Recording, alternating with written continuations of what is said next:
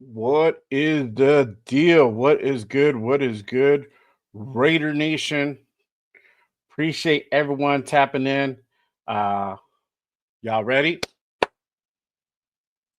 Y'all ready? Let's hit it. Let's go.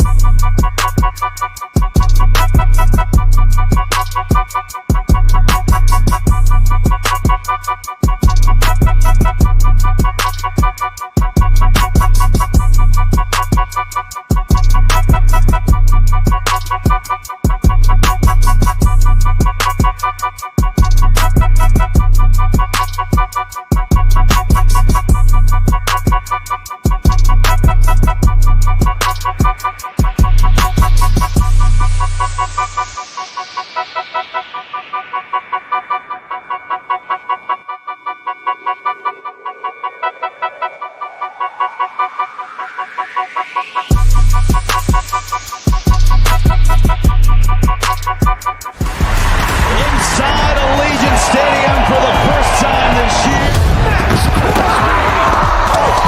Touchdown Raiders! Some traffic is picked off by Robert Spillane. John Jones! Amazing. Let's go, goddammit! The back and he caught there for the touchdown! And drilled from behind. Ball's out! Football running! This is a great opportunity for us to come home in front of our family, fans, Raider Nation, the Black Hole. Raiders!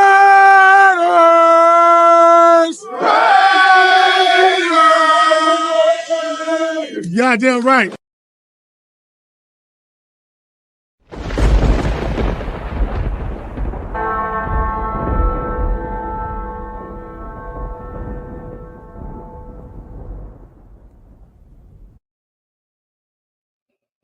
Yo, what is good? Salute Nation.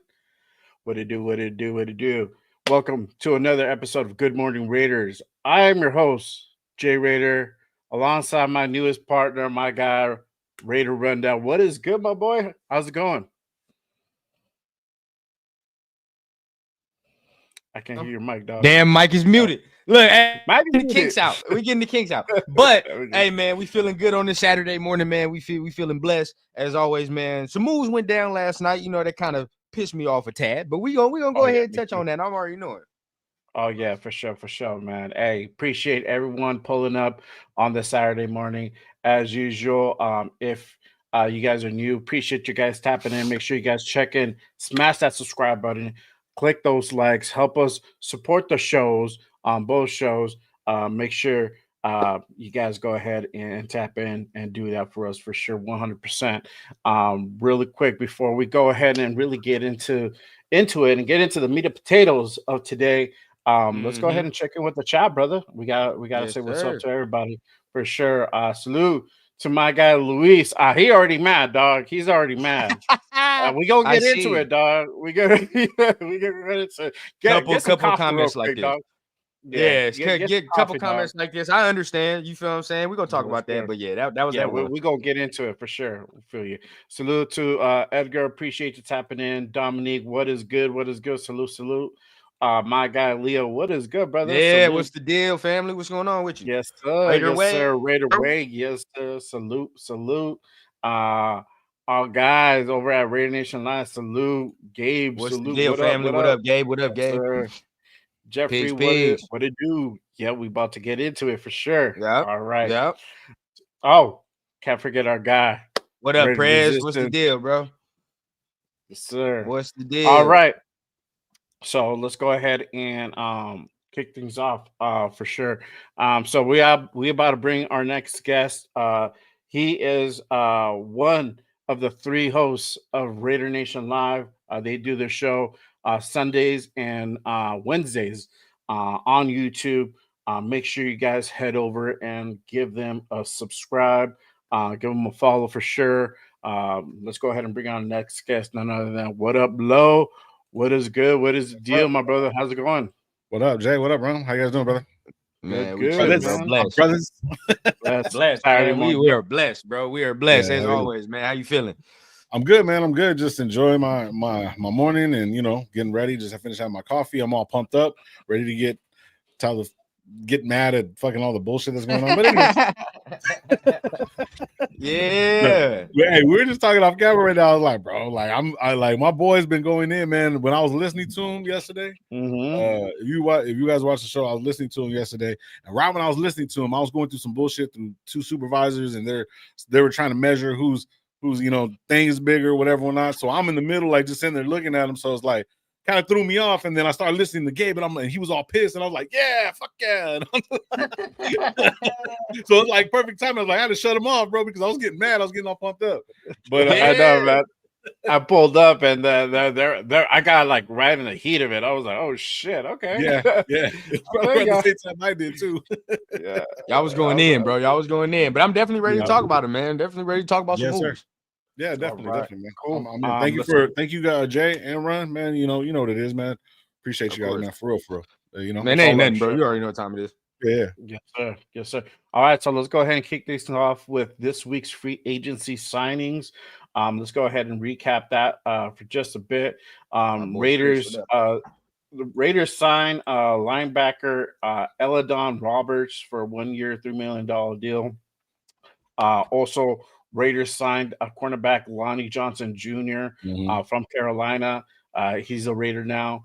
And then cornerback Eric Stokes, he signed a 1 year, $4 million deal.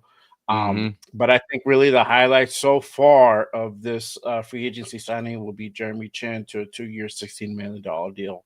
That happened early this week for sure.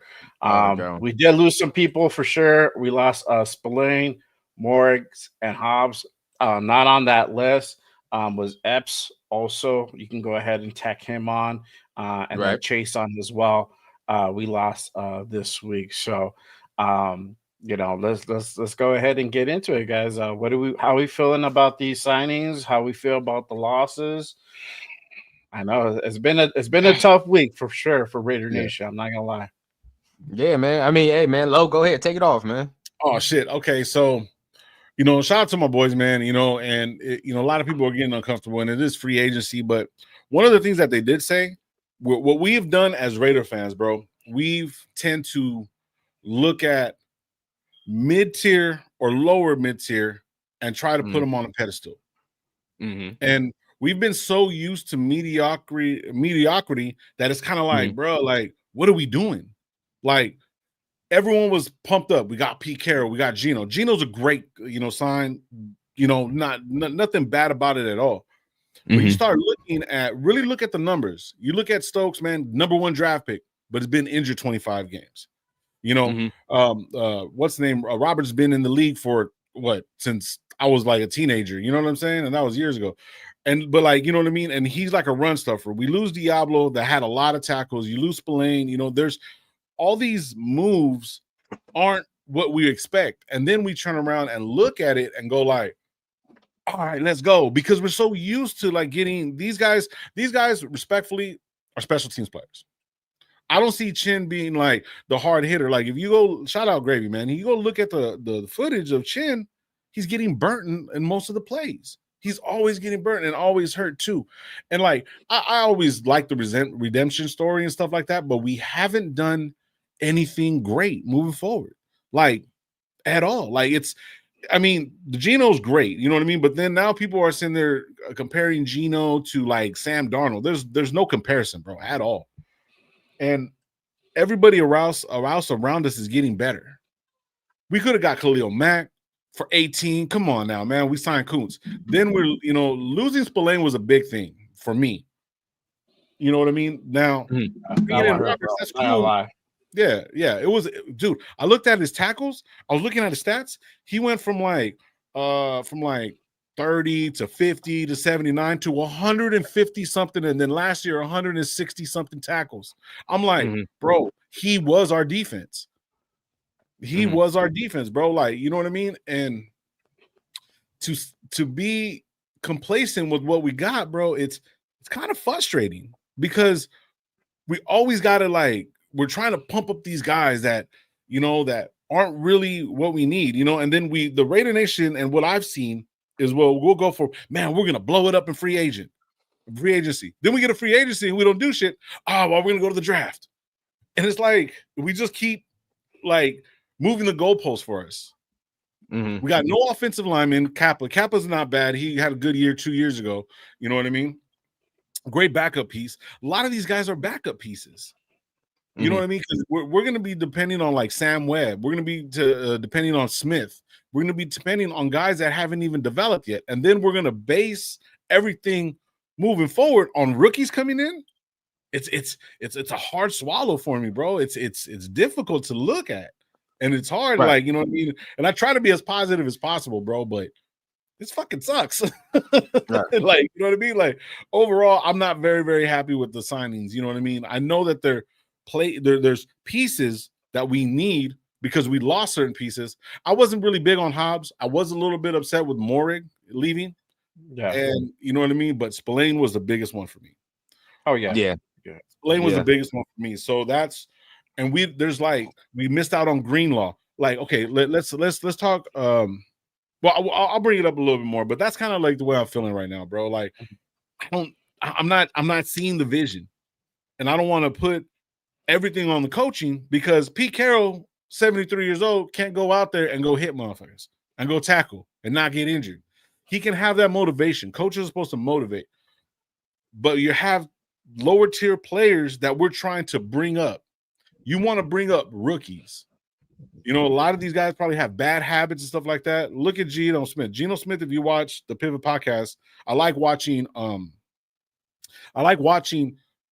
players talk or interview and stuff like that. If you go back 2 years ago when he had that great year, he was on Pivot podcast. Because you get a lot of their mannerisms. You can kind of tell what type of person they are. You know what I'm saying? And he basically stated, when he was in New York, nobody was telling him what to do. Those 2 years, and everybody shit on him, he's done. But New York has obviously been a horrible team for years. And then we bring him over here when he's doing good, and I think he's going to develop because he's already developed. He's been in the league. He was behind Eli Manning, behind all these different quarterbacks, and watching him, Russell Wilson. So he had his moments. You know what I'm saying? So it's you see somebody like that develops over all this time. That's great because that's what we want. But we want to win now, and Pete Carroll's only going to be here for 3 years. We're in win now mode. These aren't win now mode movements. You know what I mean? These aren't players that are going to get you to the next level. You know what I mean? So, and that it's a little frustrating. Actually, it's a lot fun. Yeah. Got you. Definitely had to get that out. Jay, you want to go? You want me to go? All right, go ahead, Pete. Well, okay. For me, I agree with half of your sentiment when we talking about the mediocrity, right? And I'm I agree with that. I agree with the mediocrity because we've gotten so used to doing that. But where I start to disagree is with our own players. And I ain't gonna lie to you, right? For me personally, this is just me, right? And this ain't me saying I love what the Raiders do all the time because I'm very critical. But for me, if I'm comparing, Trayvon Merrick is not $9 million better than Jeremy Chinn. He's not. You say what you want. Feel what I'm saying? And Jeremy Chinn played 94% of Washington snaps last year, and they went to the NFC Championship game. So I seen him do what he's supposed to do. So I'm cool with that, right? I don't think, and honestly, I really think Trayvon and Chinn are in the same point in their careers. We just saw Trayvon be good last year. I don't want to have all this recent memory where oh man, Trayvon's been good for 4 straight years. No, he's not.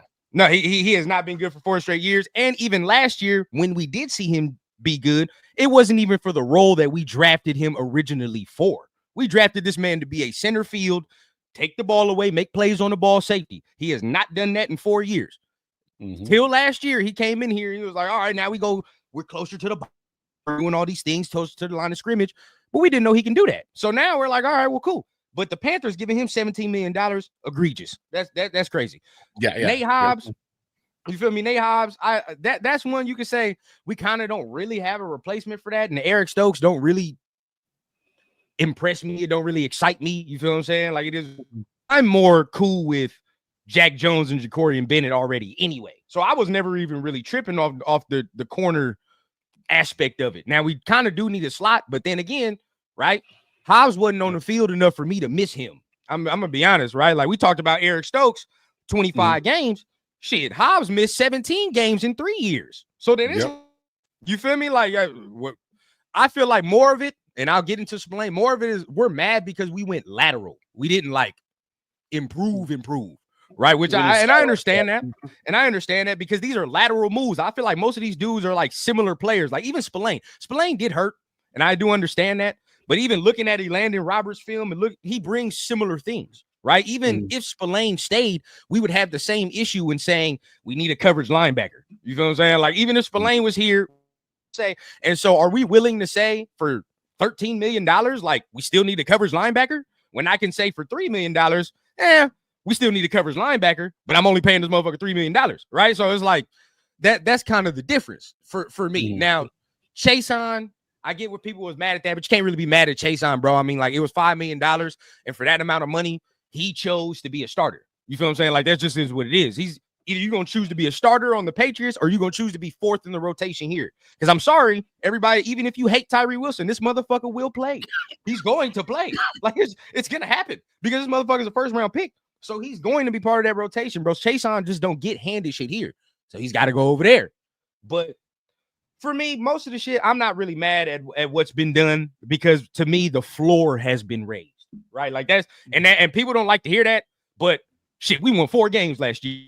Our floor is 7, maybe. Maybe you fuck around and get 8 games this year. I'm happy because I'm like, well, that's improvement, right? Now, next year, because for me personally, and I'm going to let Jay take it, bro, I'm not looking at this year like we're supposed to make the playoffs. I'm just not. I never looked at it like that.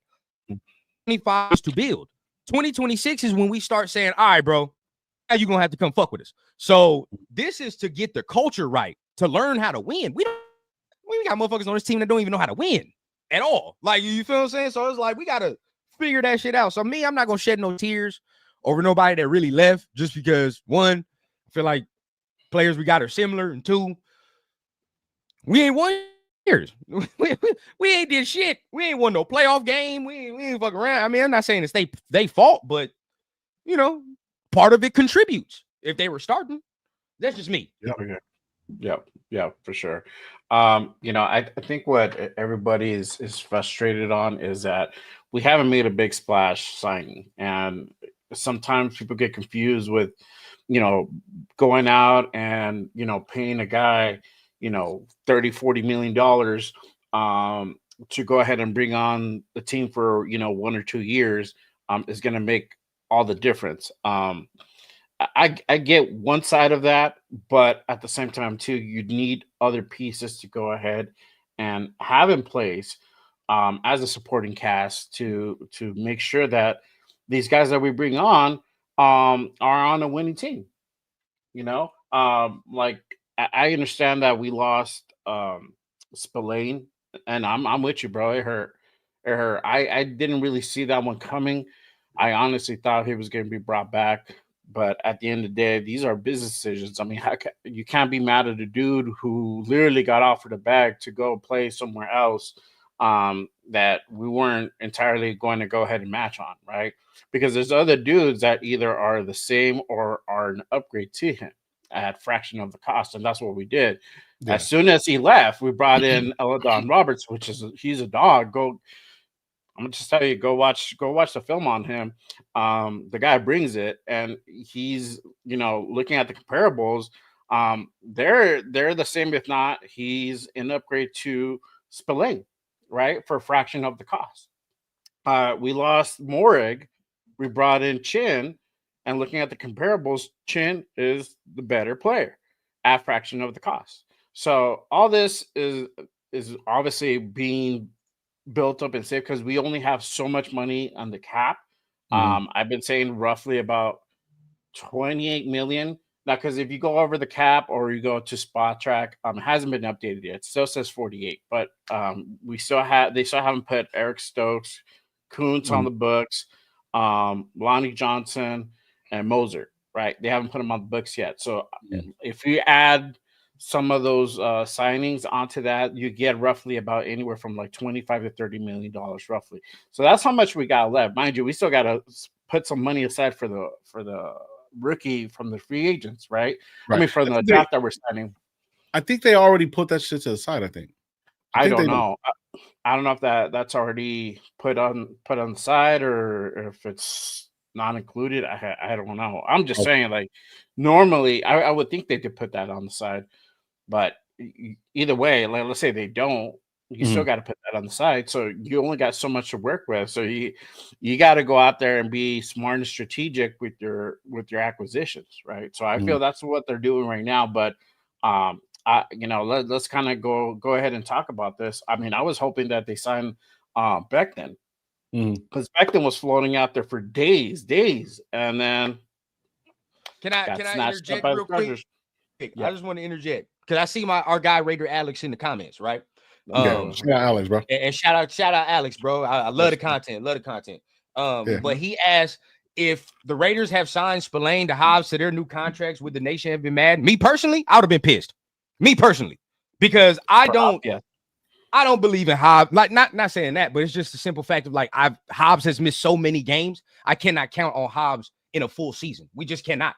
That's, you feel what I'm saying? Like, we've seen it multiple times. So it's like, at that point, cool. Spillane, if you would have gave Spillane that type of money, I would have been like, all right, so be it, right? So be it. But it's still a lot of bread, bro. And to be honest, for me, I feel like the guys that got the contracts from us, these is the contracts that Merrick and them should have been getting. Let's keep it a bean, bro. Like, take the Raider shit off.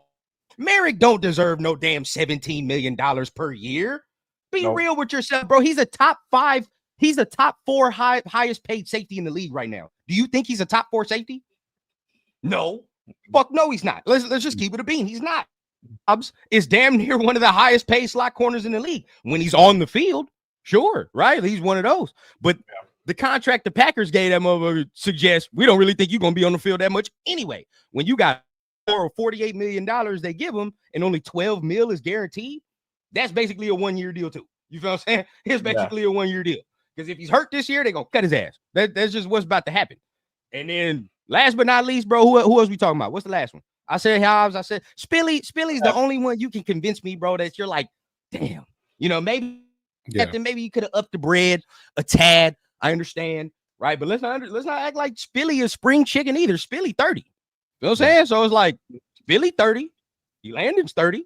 I mean, shit, we trying to give Spilly like 5 years? Like, dog, like he's a linebacker. 30. He's at 30 right now, bro. Like, it's getting up there. You know what I'm saying? It's getting up there. And we need to get younger anyway. So just for me, I would have been hot if they gave them that type of money. Because I'd have been like, bro, what the fuck are we doing? Like, it makes no sense for players that have not proven anything to me. That's just me, bro. I gotta take the Raider shit off and be like, when have we seen the steady improvement besides Spillane? Spillane, the only one where you're like, yeah, dog, like that. You saw improvement every year. You know what I'm saying? It just took this year for us to be like, oh, Merrick, damn. Oh, Merrick's that guy. I don't know about that. You know what I'm saying? I don't know about that, though. So I'm looking at Devon Diablo and Elandon Roberts, right? I'm looking at their total snap counts, right? Total snap counts for Roberts is only 478. Diablo was 689. So when you look at those numbers and we bring in Roberts, like, we got to look at like breakdown, right? If we're going to break it down, you got to try to see if the value is worth what they are, right? So I'm looking at the total snaps right now. He had less than 500. And so that's why his grade is so high. Yeah, he can come in and be a snap, but see, look, run defenses, he's at 255. Diablo was at 309. So obviously the numbers are going to be misconstrued. So when you look at that overall number, you're like, oh man, he's way better. But if you turn around and go look at Spillane, let me pull up Spillane real quick. Hold up, my bad. I'm just looking at it right now. I'm just looking at all the free agents, right? So I'm gonna look at Spillane's fucking snap count, bro. 1,900 and 1,093. That's how many times he was on the. He's 4th highest in the league. So when you look at the numbers, even though he's a thumper, bro, I get it. It's a hard hitting league. We want that, right? The drop off is tremendous, bro. 600 less snaps, bro. Like, and we're thinking we're with improving. Spillane, that's the one. That's the one. With Spillane, I give you know that. what I mean? Yeah. But he's even below on snaps with fucking Diablo. But see, Diablo, that's the one, bro. I'm sorry. Half of Elandon snaps from Elandon snaps are more impressive than Diablo's full snap. Oh yeah. Nobody tells me, dog. Like, I am not no fan. And this, you know, I get heated. So obviously, Lo, if we start talking about this, just full disclosure, you know, I'm not getting heated at you. But you already know what time it is. But regardless of it, I'm like, everybody know that be on my channel, dog. When you say the name Divine Diablo, you know what fucking time it is, dog. That shit immediately my blood gets to curl, right? Like my shit goes cold because that right there is one of the worst linebacker plays I've seen in this uniform. I'm gonna be honest, bro. Because and then we talk about the snaps, right? How many times from Diablo, bro? I play his shit out like a novella. We all know what that shit is because it's always the same shit on the TV. It's always the same drama. Motherfucker comes in at the beginning of the year. Oh my God, Divine Diablo. Jesus Christ, man. This man, he's looking to break out this year. Okay, first 4 games, you're like, okay, Divine might do something. Then the motherfucker gets hurt, right? Then after he gets hurt, it takes 3-4 games to get back, and then he don't play at the same level that he did when he first got it beginning of the season. And it's happened for 3-4 years, bro. Like 3-4 years. And I'm tired of seeing this man miss tackles, run behind people. Yeah. You feel what I'm saying? Like that shit pisses me off. He's big for no reason at times. So we ain't missing too much with Divine. I ain't gonna lie. Right. No, but see the comparison. People are excited. You know, everyone is hurt because the simple fact is Spillane left, right? But look at his production. 1,000 snaps, 1,000, almost 1,100 snaps compared to Roberts that only has like not even what I put it. I'm sorry, my bad. It was like 300, 700. Yeah, snaps. it was something else. Yeah, like 680 something. Well, no, it's less than that. I'm sorry. Let me bring it up real quick. I'm sorry. Roberts' snaps were 1,000 snaps, and this is the guy that's supposed to replace it to 478 total snaps, bro. That's insane.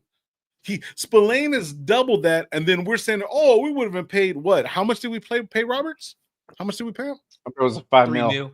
It was 5? Oh, I think it was 5. 1 year, $3 million, bro. That's dirt cheap. That's just dirt, bro. That's okay, Chris. Okay, pull up Chris's thing where it says snap. Shout out Chris, bro. And it says snap counts don't matter. What matters is how great you are when you're in this. Spillane has way less snaps than Perryman when we got him. We ended up okay. See, but what we're talking about is I get what you're saying, but then yet we can't. If we can't count snap counts, then we can't do grades. You see what I'm saying? Because we can't look at the grades because just mathematically and statistically, the more you're in there, the less your percentage is going to go down. It's just math, bro. It's just like that.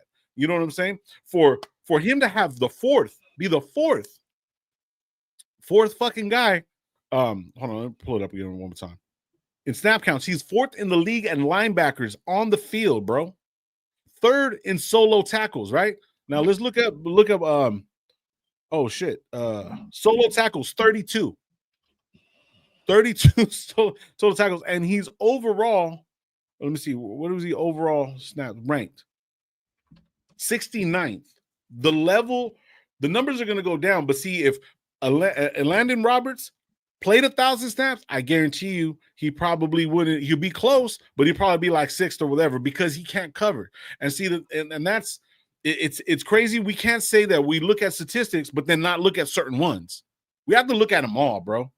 And they all matter. You know what I mean? And that's where it's kind of like it's uncomfortable because we're kind of going into like just accepting mediocrity. And we've been doing that shit for years, bro. And I'm tired of it. Tired and frustrating. I think we all tired of it for sure, bro. I mean, you know, I hear what you're saying, bro. I mean, I don't know what the particulars were as far as you know, that negotiation, what happened. I mean, Robert got a 3-year $37.5 million contract. I forgot what the guarantee for him is, but I mean, I'm pretty sure that's way more than what we offered. I think the offering Right. was anywhere from like 10 to like 12, and I think that's already putting them on the high end, right? More than what they're willing to go ahead and spend. But I mean, Right. as far as snap counts and stuff like that, yeah, there is a difference, but also too, it does count as far as what the production is when you are on the Exactly. field as well, too.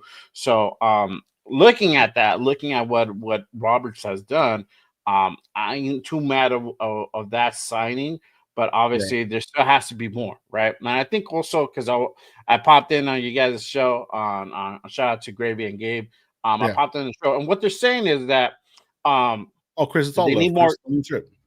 Yeah, they need more depth, right? They need more depth, and we're waiting for somebody to go ahead and make that big splash, right? Yeah. That free agency, as far as what's available out there, is starting to dwindle down slowly but surely. But as far as defensively, we haven't seen quite a big signing yet. But also too, all the signings have been solid. I mean, I don't feel there's one out there where I'm really like, damn, what the fuck, like disappointed. But so far, we're doing okay. I mean, obviously, I would like to get a corner that can go ahead and play that slot Mhm. and play that thoroughly, but that hasn't happened yet. That could still potentially happen. Uh, Free agency is still open for the next 2 weeks, right? 2 weeks or so, Yeah. or something Yeah. like that. Yeah. So there's still time, y'all. I mean, I don't want to go ahead and hit the air raid siren yet, saying like, hey man, we're kind of in a pickle type mode, and we need to go ahead and sign somebody really quick. But that the window is still open. It's going to be open for quite a while, right? Yeah. But let's go ahead and kind of turn over, right? There was some re-signings that Mhm. I'm actually pretty happy about that we brought back. So we brought back Adam Butler. He signed a 3-year, Oh yeah. $16.5 million deal. That's that was a solid deal. I Mhm. think my favorite one, Malcolm Kuntz, for that 1 year, $12 million deal. I know his market value was around 20. And for him to come back on a 1 year prove it deal to really showcase what he can do on that one on a full 1 year, I think is great. And that's really going to go ahead and strengthen that front four, man. It's going to be awesome. I mean, now bringing back a Max Crosby, healthy Wilkins. Now you got Adam Butler, and then you got Kuntz on the other side. Man, it's gonna be sick. What are your thoughts about the re-signings that we brought back this week? Adam Butler was for me. I was happy with that. I've always liked Adam Butler. You know what I mean. Even when he came in, everyone was like, why him, stuff like that. But he has grown, whatever. And even when Wilkins went down, he came in and he was doing this thing right. I'm really excited. I'm glad that he's here. I'm glad that Kuntz is here. 12 is too Mhm. much for me. I would give him 10. Prove Yeah. it now. See, we tend to think like back in the days, or a lot of people have the perception of like, oh, once the knee's gone, he's gone. This isn't the Bo Jackson era. If Bo Jackson was playing right now and he got his hip, that should have been worked on, and he would have been up doing that, not as fast, but he would have been effective. It's not the same, right? So these guys can bounce back from injuries. And I'm pretty sure that, Las Vegas, you know what I mean? One of the highest, best facilities in the world, whatever or not, you know what I mean? And shout out Max Crosby, bro. He said there's only like 1,500 people in the world that get to play this game. So they're going to spend money to make sure that these guys get healthy and stuff like that, especially if they have interest in him. You know what I mean? And especially if he wants to continue to play, because it's all mental, whatever or not, and physical, right? So for him coming in and doing his thing for 12 million, it's crazy. But I'm not going to be mad at it. I'm not mad at not one of these players to get in the bag, bro. Shit, like, you know what I mean? If I turn around and get like a deal and whatever with Manscaped, and you know what I mean, I would be mad at me. You know what I'm saying? Because I get like 10 grand, and you guys get 5 because I hooked it up. You gonna be mad at me? Hell no. It's all about money. You know what I'm saying? So, Yeah. but it's also about the passion of playing for the game, and you only have a certain amount of time. So these guys are going to work their ass off. So I believe that Kuntz is going to be the guy he's going to be. But we all got to remember that every single time when somebody gets injured, It takes a little while to get the wheels back going. He's gonna knock the rub off, the dust off. Actually, new knee, new stuff like that have to be able to understand like how to play on it. You know what I mean? What scares me the most about him was it was a non-contact injury. Non-contact. You know what I'm Oh saying? yeah. Butler sucks. Hate him for ruining Mondays last week. Apologies, everybody. Y'all already know it's time. 8:05, man. Butler did him dirty last week. Apologies, everybody. Y'all know I had a baby. Y'all know I got to get down. But I know we talking about Kuntz a little bit. You know, I'm happy with them giving. I'm happy with them giving Kuntz that type of money, right? So it's like we didn't overpay some of the other guys, but we gave Kuntz a little bit of extra money on top of what he had already. You feel me? So which I actually think that's what they wanted to do. Get this D line monstrous. You feel what I'm saying? And then the rest of itself will fill out. So I'm happy with that. I'm happy with Butler. I want to add more in the draft. You feel what I'm saying? I definitely like if somebody's there at 6 that I can grab, like a Mason Graham, I'm doing it, bro, because this nobody be able to fuck with our D line, right? Everybody crying because I was mad about it too. So, but Mekhi Becton and shit, right? Mekhi Becton, shit, we get Mason Graham. I'm not tripping no more. That's how you neutralize that shit. You feel what I'm saying? You get a D line that's gonna fuck the other team's O line up. That's just simple football, simple math. So I feel like got Mekhi Becton. You look at some of the other, the Chiefs O line still looks ass. Denver didn't do nothing to their O line. Be honest, they didn't do nothing to their O line. It is what it is there too, bro. I don't really think they needed to. They couldn't run the ball. Defense got better. They couldn't run the ball. To me, bro, I really was that good. I really don't. Now the defense is the defense, and we've always had to fuck with Denver's stout defenses. We've always had to do that. The thing about them is, I just think with Bo Nix, bro, is a little gimmicky. That's just me. I just don't think Bo Nix is all that good. But look at that, bro. We still like getting in. One thing with Bo Nix, you put pressure on his ass, he's not that good for real. So I'm just saying, as long as we continue to add to this D line, bro, we're gonna have a chance in whatever game. It really don't matter, dog. Oh yeah, for sure. No, I agree. I mean, I like that Kuntz re-signing. Butler was integral as well. So I don't think there's anybody else as far as that needs to be re-signed if I know that off the top of my head.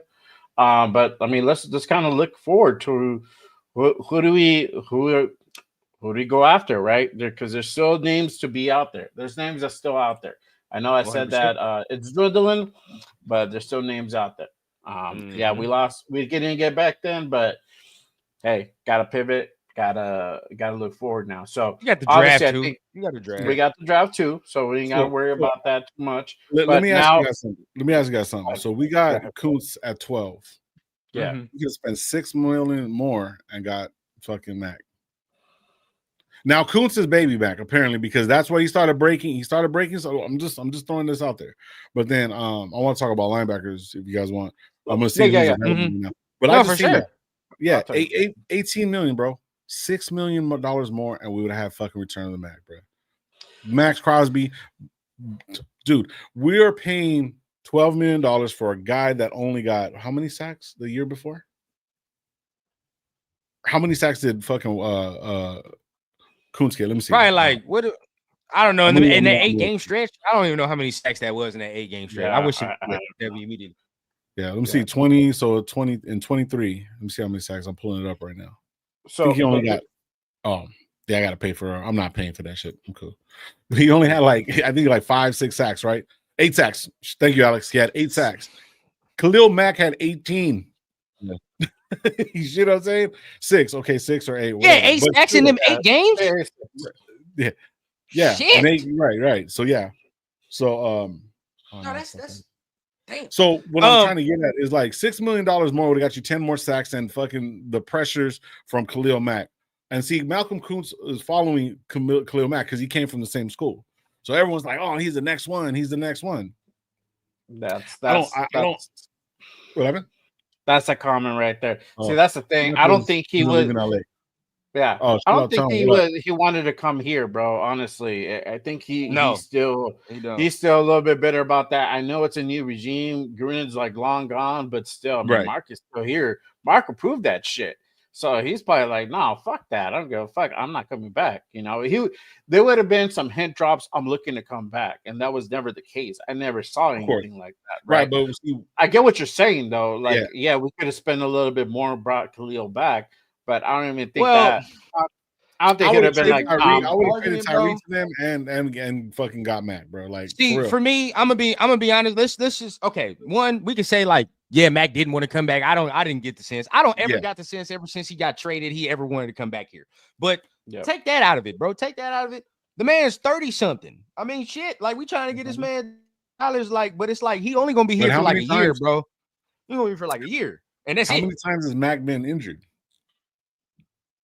No, he's been injured quite. He's been injured a lot. I mean, as far as he's missed games, I feel like he's missed games. When he was Chicago. But then I mean, like, we come to LA, right? Like LA, he's been in and out of the lineup with Joey Bosa. He's been in and out of the lineup. Now, I'm not gonna say he's not Khalil Mack. I mean, he's still gonna come out there. He gonna like just his presence alone, right? He's gonna go out there and do something.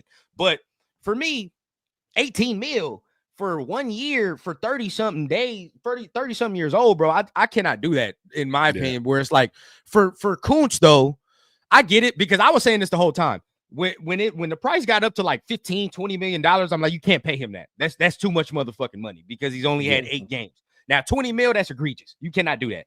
But 12 mil, I was like, all right, it's not bad because it's a lot of these deals, it's the same shit. I had the same. Whereas, like, if he fucking works out, you extend his ass, and then there you go, bro. You already, and then we're fine. You might lose a couple, but it is what it is. But if he's ass, then it's like we cut the shit, and then it is what it is, bro. And that's where I feel like we fucked up in the past. We've invested too much money into players where now the risk then became too great.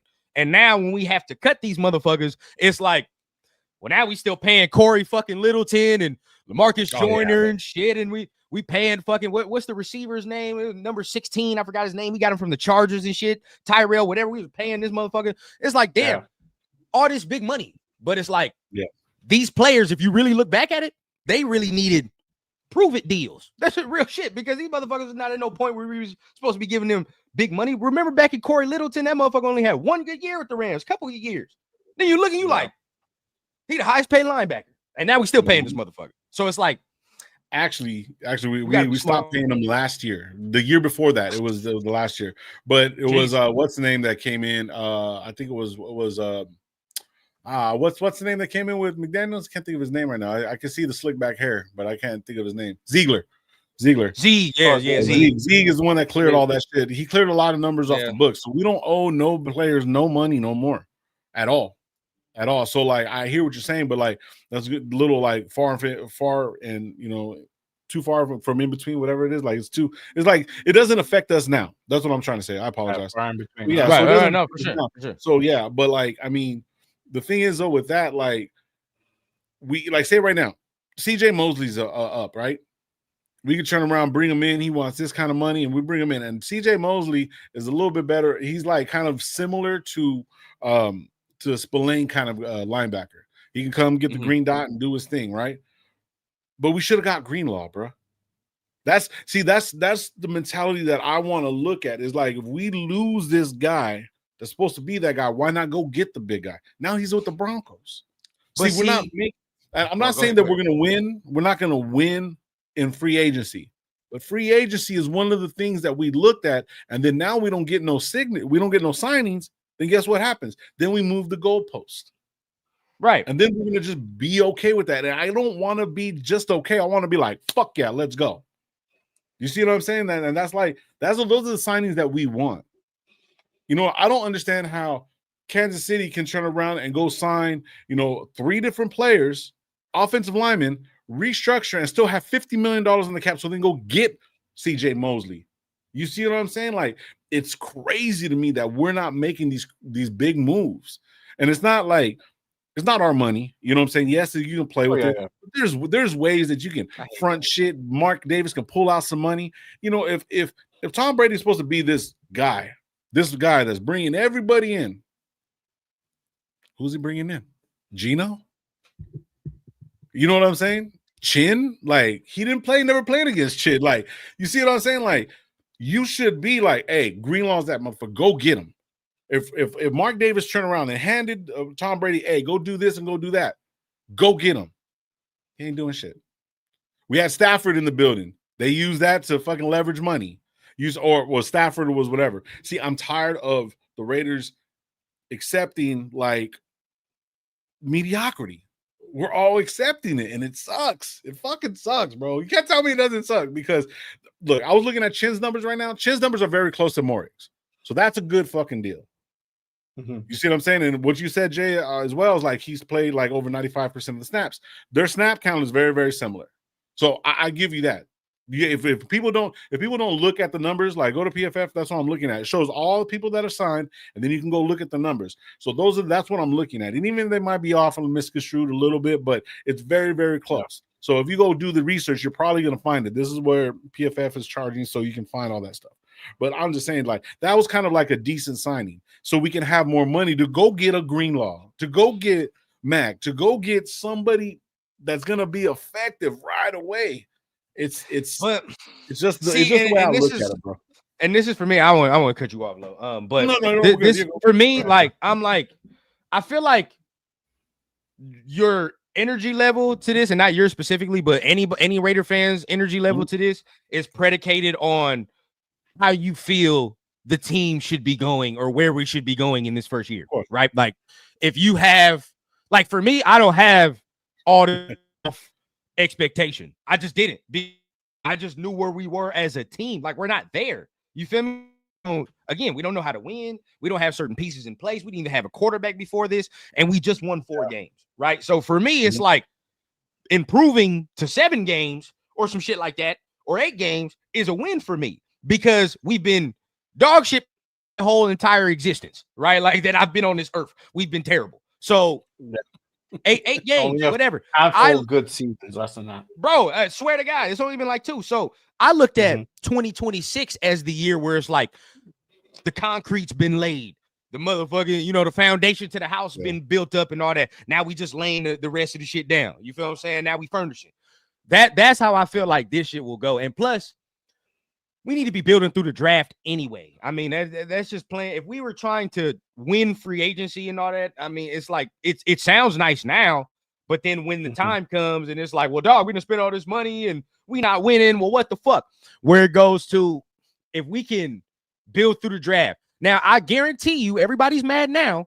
In April, if we have a good draft, nobody's going to give a fuck. No, but I'm telling you, nobody's going to give a fuck, because you already know what time it is with this staff.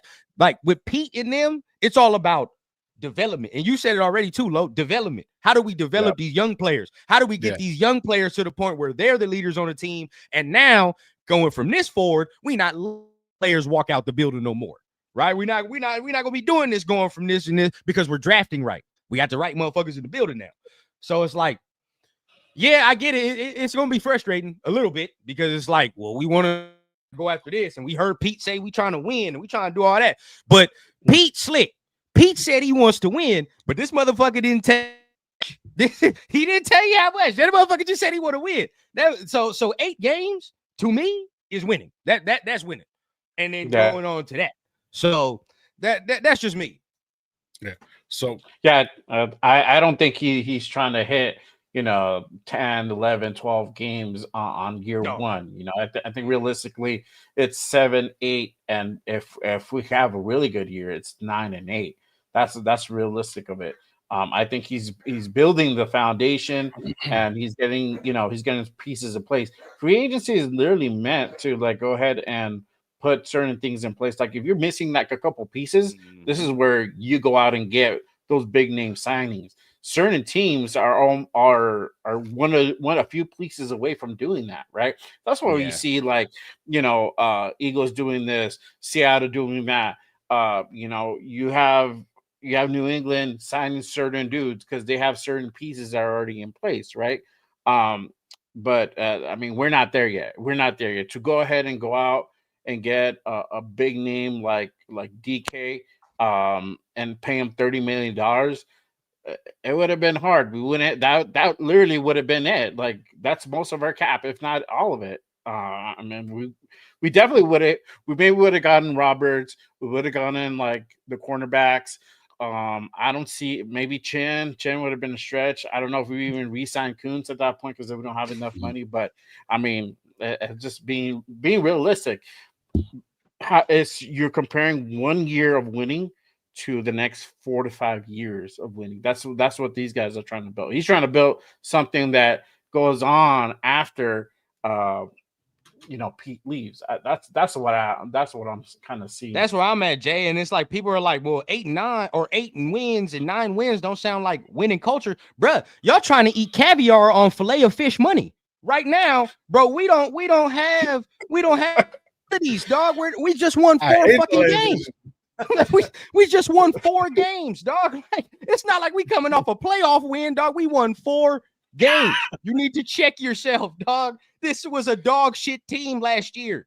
So to go from dog shit to decent is good. That's how you improve. I just don't understand. And I think what honestly he might be going for potentially is just to really put it on the division, right? If he's really looking towards it, hey, we can make the playoffs. We got to win the division. Maybe that's what his eyes are set on. I mean, that could be the play, right? And that's where 8 and 9, 9 and 8 will get you there. We've seen teams that went in. I think this past year were like 7 and 10. It was like, what the fuck? How these guys make it in? It's just because their fucking division. Where the division that we're in was just soft, right? But they were able to go ahead and beat out the teams. They were able to beat out all their teams in the division, and that's the way we got to look at it. This is the hardest division. And we're putting something together to be able to compete in that division, to go ahead and start making runs and shit, Yeah.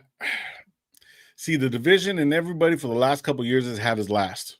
And even with Pete Carroll and even with where we're at right now, if you look, everybody has us winning last. We're last. Sean Payton's going to be with Bo Nix going into a second year, bro. He actually had a decent, when he benched fucking Russell, he actually was winning without Russell. You know what I mean? His system works. Let's go to fucking Harbaugh. Harbaugh has a fucking team running the ball. Well, I was in LA. I don't know if you were there too, Ron, but we were all there. We were all in that LA. SoFi game that we were all sweating our ass off in that first week. Yeah, hell yeah. Oh, bro, that was horrible. Oh God, bro. Sweating our ass off that first week. Bro, I hope it's not the beginning. I wanted late games, bro. Give me a late game in LA, bro. October. Late October. Yeah, hell yeah. Shit, I'd rather go to Vegas when it's hot. You know what I'm saying? Real talk. Real talk. Because at least we indoors. You feel us? Yeah, exactly. You know yeah. Good and shit. And I always stay at the Lux, bro. So it's just right there. I just go in. I'm good. You know what I'm saying? I don't have to go all the ways across the fucking. Anyways, but look at Harbaugh, bro. He ran the ball down our throats, even with Spillane as a running back. A linebacker. Everybody healthy. We got cooked. Then you look at fucking Andy Reid, bro. Bro, come on, man. We are the last dog at the dog bowl, bro. We're the runt because we're barely starting off. So in order for us to compete and be that, a lot of players are seeing that like, damn, I'm gonna go over there. Yeah, I'm gonna get my bread, but are we winning? Because there are some players out there that want to win the chip. That's their goal. They want that gold jacket. They want to be that, right? So this is probably one of the toughest fucking divisions in the whole NFL. Look at the history, bro. And I hate the Broncos. I hate the Chiefs. But yet, at the same time, you got to know your fucking enemy. You got to know your enemy, bro. Mac fucking cooked Glaze, cooked fucking Colton Miller, 4 sacks, almost 5 sacks in one fucking game. You know what I'm saying? It's so fucking difficult to move forward, right? Justin, what's the name? Jones? We can't do nothing to him. We can't stop him for nothing. Now, JPJ is going to be battling with them, so that might change a little bit. But we got to really, really look. These moves aren't good moves moving forward. Yes, I understand you have to bring good veteran players in, and then you go to the draft. I always know that. Mike's killing me over here. We got to build to the draft. Yes, it's only March. I get it. Shout out Mike, man. MG, man. That's my dog.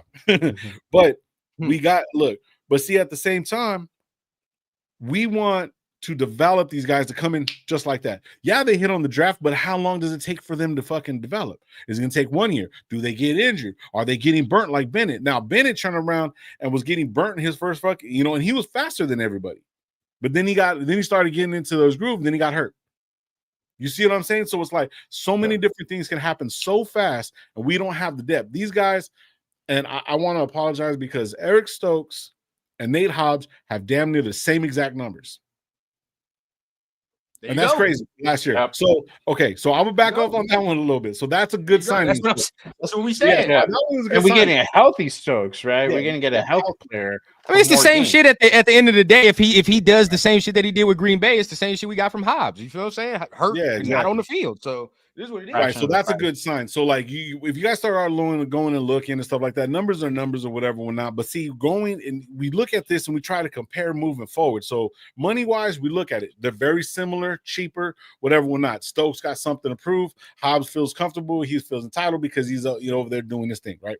Because he earned it. But yet, at the same time, I'm pretty sure both of them are on the field about the same amount of time.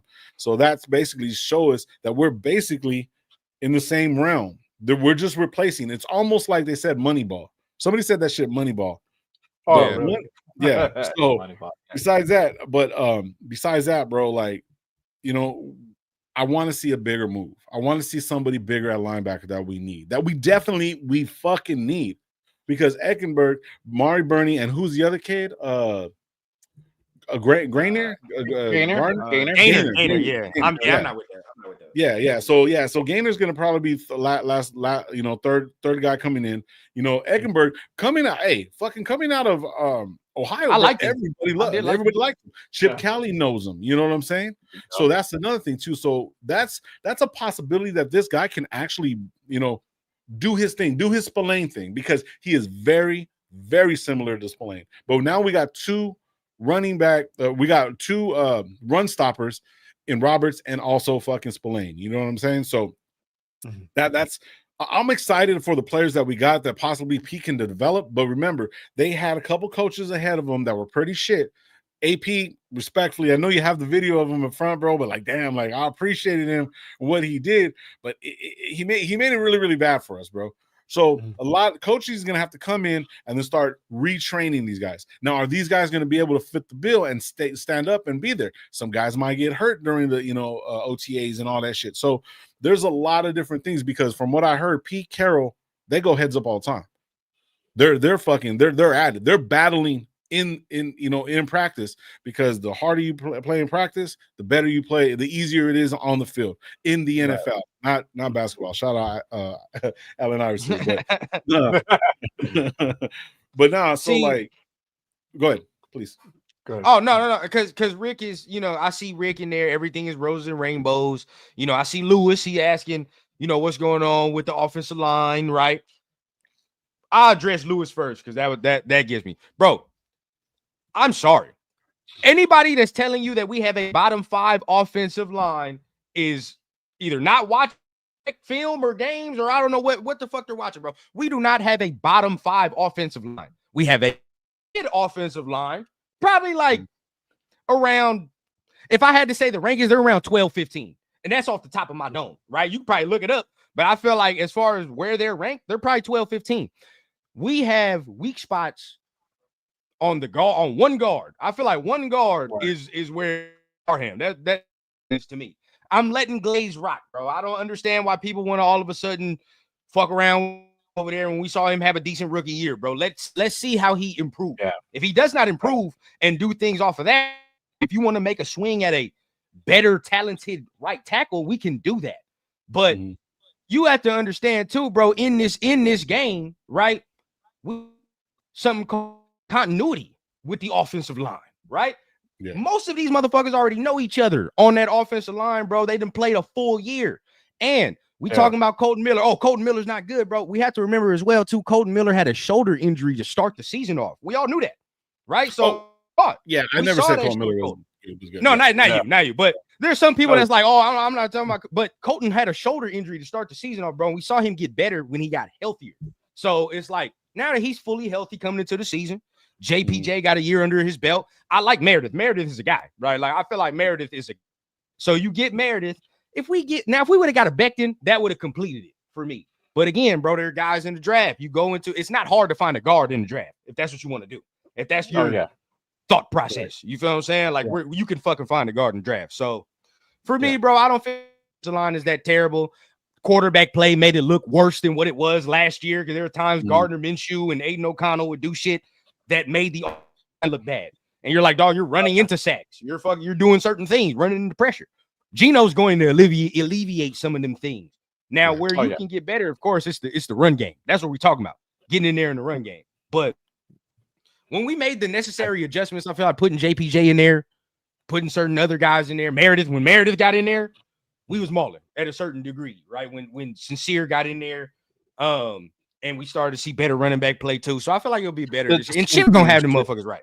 Chip gonna make sure that he fucking schemes it up, right? Chip, because what Chip is gonna do is run the football. We all know that. Chip gonna run the ball. Yeah. Hey, really quick, before we go any further, salute to everybody, to 100 people in the building. Appreciate everyone tapping in on this Saturday morning for sure. But we got a super shout out to my guy, Jason. Instead of buying the cake, why not buy the flour, eggs, and other ingredients instead? Shout out to my guy on the $5 holler for sure. Yeah, appreciate you, Jason. I see you in. Yeah, see, I mean, the big back in me is like, man, just get the cake. But yet at the same time, I want to eat it now. You know what I'm saying? Like, but yet at the same time, that homemade cake is a little bit better, though. You know what I'm saying? So real talk. Man, and 93 Nav says something important. This is very important. If this is true, and Nav is saying that Becton wanted to be a tackle instead of a guard, then you're not signing. There's a reason probably you're not going to sign Becton at that point. Yeah. Because if he wants to be a tackle, bro, we already got a tackle. We don't need to fucking sign you. And we saw you as a tackle with the Jets. It wasn't good. So when he saw you as a guard with Philly, that's what we was like, ooh, that looks nice. So if he was trying to be a tackle, bro, 93 Nav, if that's the truth, bro, yeah, I'm off that. I'm 100% off that. Yeah. I got a couple more minutes, guys, but I want to ask you guys a question before I get out of here. Sure. Yeah. All right. Are you guys at all? I know the chat too. I'm pretty sure the fucking chat too. Why hasn't Geno Smith signed yet? So we're gonna restructure. That's but I mean, that makes sense. But see, like, bro, that's kind of scary. It's kind of scary because people have backed out before. Shout out Gravy, because we were talking about this, and I've seen it in the chat earlier. Geno Smith has signed. Everybody else is signed. Geno Smith hasn't signed. So that's where it's like I'm getting a little nervous. So that's where it's like even our draft stock is up, because what if he goes for 45? That's crazy. You know what I'm saying? We can't do 45. And I don't want this man not to get his money, bro. One of the things that he had stated is that you're supposed to get paid what you're worth. He's been in the league for a long time, and he's came in the last 3 years and put up over fucking 3,500 yards, touchdowns, all that stuff. You know what I'm saying? Even with the bad coordinator, he had a good year. You know what I mean? So, I mean, a coordinator that he wasn't really feeling with that new coach in Seattle. But we got to be fucking a little nervous that he's been there. Max Crosby said that he was going to be there in the building, and apparently he can't go in the building because of the trade until after the 12th. We're on the 15th. And he got signed. When did he get signed? Or when did he get traded? I think Sunday or Saturday. Like that. He can back out. Oh, my bad. Last Thursday. Yeah, last Thursday. He can back out. You know what I'm saying? So it's a little nerve-wracking because we got him, we traded, but he doesn't have to show up if he doesn't want it. You see what I mean? I'm trying to look at I thought I saw something about this not too long. Well, the reason I'm not really concerned, I didn't see Geno tweeted something too. He tweeted out like on the 13th, like, oh, thank you, Seattle. It was a great, memorable 6 years. Like, it seems like this motherfucker's leaving. And I think Q Myers posted something. That's what I'm trying. Okay, the Raiders did post something. So we have him. He just doesn't have a restructured contract right now. I'll share my screen. That's what it is. Yeah. Yeah. So he's acquired. You feel what I'm saying? And I share the screen or whatever, and then that's Augie. Hey, Augie's like, come on, man. Nah, it's not like that. I'm just saying on some wait. Okay, where is it posted from? Is it actually the Las Vegas Raiders? Yeah, that's the Raiders thing. So they got the trade. The trade is done. But the thing is, they're like, we have to figure out the restructuring. We don't know that information yet. We don't know what the deal is. Now I agree, bro. Like Alex said in the chat, you said it, bro. If we pay this man $45 million, I'm not gonna like it, but like you're gonna have to understand it to a degree. I don't because then he's the 12th highest paid or whatever quarterback in the league, right? Like if he got $40 million, which is around like kind of where he is for real. Yeah, for real. exactly. I would agree with that. Yeah. So like we can't really be mad that you're paying him of value, right? Like now if you pay this motherfucker 50, 60, now we gonna sit here and we're like, well, what the fuck? You making Joe Burrow money? Like, what I know. dog? So it's like, I get you there.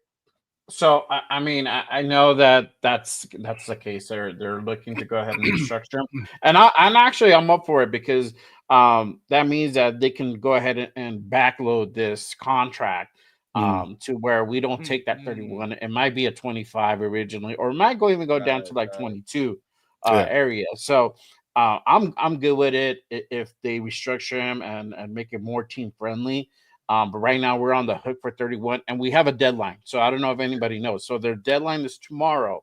If they don't come up with an actual extension, then we got to pay Geno the $16 million. That's I think Gabe posted it right here. So you go up a little bit right here. He has to play a minimum of 1 year left on the deal, but if it's not restructured by tomorrow, he gets $16 million tomorrow, and $31 million goes against our books this year. So so it's a time frame. It's a time crunch. Time frame. We could probably hear it today sometime. Yeah. Like, hey, we restructured him. So hopefully we do. 3-year deal, 2-year deal, whatever it is going to come out. I'm not trying to scare nobody, bro, but it's like it's you know what I'm saying? And I'm not saying I don't want Geno, but crazy as shit happens. You know what I'm saying? So that's all I'm looking at. And I'm not trying to put no false information or any of that shit. I'm just looking at it realistically. Why isn't he signed? You know, hey, now, Lo, if Geno back out on us, I'm right with you, Lo. That Tom Brady shit don't mean nothing. If Geno says, I'm not with that brother. Yeah, we're not doing that. I doubt it. He wants to come. He wants to play. Yeah, with I know. And he put the eye emoji when Pete got brought into the Raiders. And I put that out there. I remember. I'm like, oh, hey, Geno Pete again. That might happen. I don't know. Yeah. And sure enough, we're here now. So I think that he wants to play here. He wants to be with Pete again. Yeah. His numbers do improve. He had he didn't have the greatest season last year. The year before that, once he left, but the numbers do prove itself. Like he is better with Pete here, and especially his last year with Pete, he put over 4,000 yards. Yeah. Yeah. Oh, so, like, you know what I mean? Yeah. Oh, yeah. He's 2004. For sure. Man, it's crazy, but man, I appreciate you guys, man. I really do. I'm gonna get out of here, man. All right. You want to tell them where they can find you and what you have going on? Yeah. Quick? I think we're gonna be going. I think Gravy's going a little bit live, but if you go to Raider Nation Live on YouTube, all one word, you'll see us. We're like at 1,000 subscribers, man. We go live. Gravy goes live all during the week. We usually do a podcast on Tuesdays. We're doing Wednesdays nights, and then Sunday night we might have something Sunday during the day tomorrow. Not too sure, but I know Gravy's probably going to be going live here in a minute. Yeah, man. And then on IG, it's Raider Nation Live __. But then we got my guys, Gravy, Coach Gravy at Coach Gravy on IG, at Raidergate 420 on IG and on YouTube. But yeah, we're live, bro. We're pushing. We're doing our thing, man. Also, man, if you guys ever want to collab with us like we're just doing here, I know we usually run like 3 or 4 people, but man, reach out to us, man. We have no problems with anybody. You know what I'm saying? We just want to have a good season, and we want to push the envelope a little bit to make you guys think and get ready for, the season, because we all want to win no matter what. But this is just all opinions, and we just want to have a good time, man. And if we talk a little bit of shit, man, we talk a little bit of shit. It's all good, man. It's nothing crazy, but I appreciate you, Jay and Run, man. I appreciate both of you guys, man. I like the work that you guys are doing. Run, you've been doing it for a minute. I see Jay, you coming up there, bro. You coming up, man. I see you on TikTok and the whole 9. I see you. So yeah, man. I see you guys, man. Hey, salute to y'all, man. As always, man. It's always love, bro, and it's always like I say, bro. Ain't no reason we can't all do this together, man. Government gonna. Oh yeah, of course, man. I don't mind pumping up everybody. You know what I'm saying? So and there's been situations where you've done that before, but I'm not taking it personal. I don't take anything personal no more. This is just something that I love talking about ball. I look at facts while we're on, you know what I'm saying? I don't know every single player, but like I try to, bro. But I appreciate all you guys, man. You guys subscribe to Jay Raider and Rundown. It's Just Raiders Baby podcast, man. You guys sign up. I know a lot of people from over here, man, but come over with Jay and Rundown, man, and get them going too, man. And sign up, subscribe, all that good stuff. Hell yeah, man. We appreciate y'all, hey, man. if you guys ever need anything, bro, all you guys gotta do is hit us up, bro. You already know what it is, man. For sure. Hit me up, bro. If y'all need anything for a show or whatever, man, tap in with me. Yeah. Hell yeah, bro. You guys have a good one, man. Have a good weekend, man, and don't drink and drive, everybody. I don't care if you drink. Do anything. Just don't drink and drive. Call Uber, bro. Trust me, it's worth it. There you go. Exactly. All right, fellas. You guys have a good one, man. Hey, appreciate you, brother. Thanks for tapping in. Yes, sir. All right. Cool. That was one, bro. That was one. Yep. Real one right there for sure. Hey, appreciate everyone tapped in today. 100 people, over 100 people in the building. If you guys haven't done so already, make sure you guys go ahead and hit that like and subscribe button for sure on both channels, all three channels. Just Raiders Baby Podcast, the Raider Rundown, and Raider Nation Live. Make sure you guys head over there and go ahead and give him a subscribe for sure. Appreciate everyone tapping in on this Saturday morning, bringing you quality content. Of course. Saturday morning for sure. All right. Let's go ahead and head over to the chat now, because obviously we got to make sure that we appreciate all of our people. Tap in with the chat, bro. Yes, sir. Yes, sir. I'm gonna be right back. I got another baby emergency. Give me 1 second. You're good. Don't trip. All right. Let me go ahead and head on over. All right, y'all. So let me know your thoughts on this week. Who do you think we should go for? Because we're still on that topic. I'm gonna go ahead and go back into it, because obviously I think the next one. Let me know if I'm wrong. And I put up a poll. So if you guys are on my channel, if you haven't done so already, make sure you guys head over and cast your vote on that poll. What position would you like the Raiders to pursue next? Wide receiver, linebacker, running back, or O-line? Currently, 38% says the O-line, 25% says wide receiver and linebacker, and 12% running back, with 16 votes casted in. So make sure you guys head over, cast your vote, let your voices be heard for sure, 100%. But I appreciate everyone tapping in. But obviously, there's still some key pieces that we're looking to go ahead and fill. My take is that I definitely would not be mad on signing a wide receiver. A couple of names are out there right now: Stephon Diggs, Keenan Allen, Amari Cooper, and obviously Tyler Lockett. I think are probably the front runners in this free agency that are still available. Currently, I don't know if you guys know or watch this or not. Hang on 1 second. Let me bring my guy back in. Whoop. All right, cool. I don't know if you guys seen this or not, but Geno posted a workout video, I think the other day, of him and Diggs working out together. So that might be a possibility. Maybe Diggs comes out to Vegas. I don't know. I like it, bro. There's some people that was mad on Twitter and on X and all that. Like, nah, I don't want Diggs, bro. And I get it. He is coming off the ACL, so you kind of take a year to kind of get back to where you're supposed to be off of that ACL. But honestly, bro, like, to me, he's the most talented receiver left in the pool, right? Like, we talk about Keenan Allen. Keenan Allen is up there in age, bro, and he's very slow at this point. Very, very slow. And we can't even lie and say he misses game or he don't miss games, because Keenan Allen's gonna miss games, right? Like, Tyler Lockett's cool. He doesn't add the explosion. He doesn't add the certain degree of what we need, I would say, per se. Like, we have no size in the room, right? You get a Tyler Lockett, there's no size, there's none of that. I know people like Elijah Moore, which is funny to me, because everybody's like, oh, Elijah Moore, but then people get mad when we give out these prove it deals. Like, that's a prove it like receiver. He's going to have to see. He's not proven. You feel what I'm saying? Elijah Moore is not proven at all. So we're gonna have to sit here and hope that he does some things. Just to me, bro, Stephon looks like the most talented person left on the market. I get he's 31, whatever the case. But again, if he gets back to, it's a wrap. It's a wrap. Yeah. So I mean, the market value for Diggs is about just over 13.5. Like, if we're talking Elijah Moore, if you're looking to go on the cheaper end of the route, 4.5, right? Um, you got the younger dude at he's gonna be 25 this year. You can go ahead and take a flyer, but like you said, it would be on that 1 year prove deal for sure. The other name out there, obviously, we said Amari Cooper. I don't know if Amari Cooper would come out um, to back to the Raiders, but he's still out there. He does carry a higher price tag. He's about 19 million market value. So I don't know if he would be an actual viable option.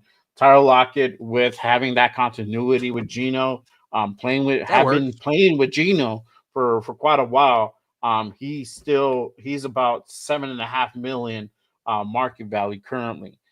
So he might be a possibility. So honestly, I think realistically, there's either Stephon, Tyler, or Elijah that could be coming over.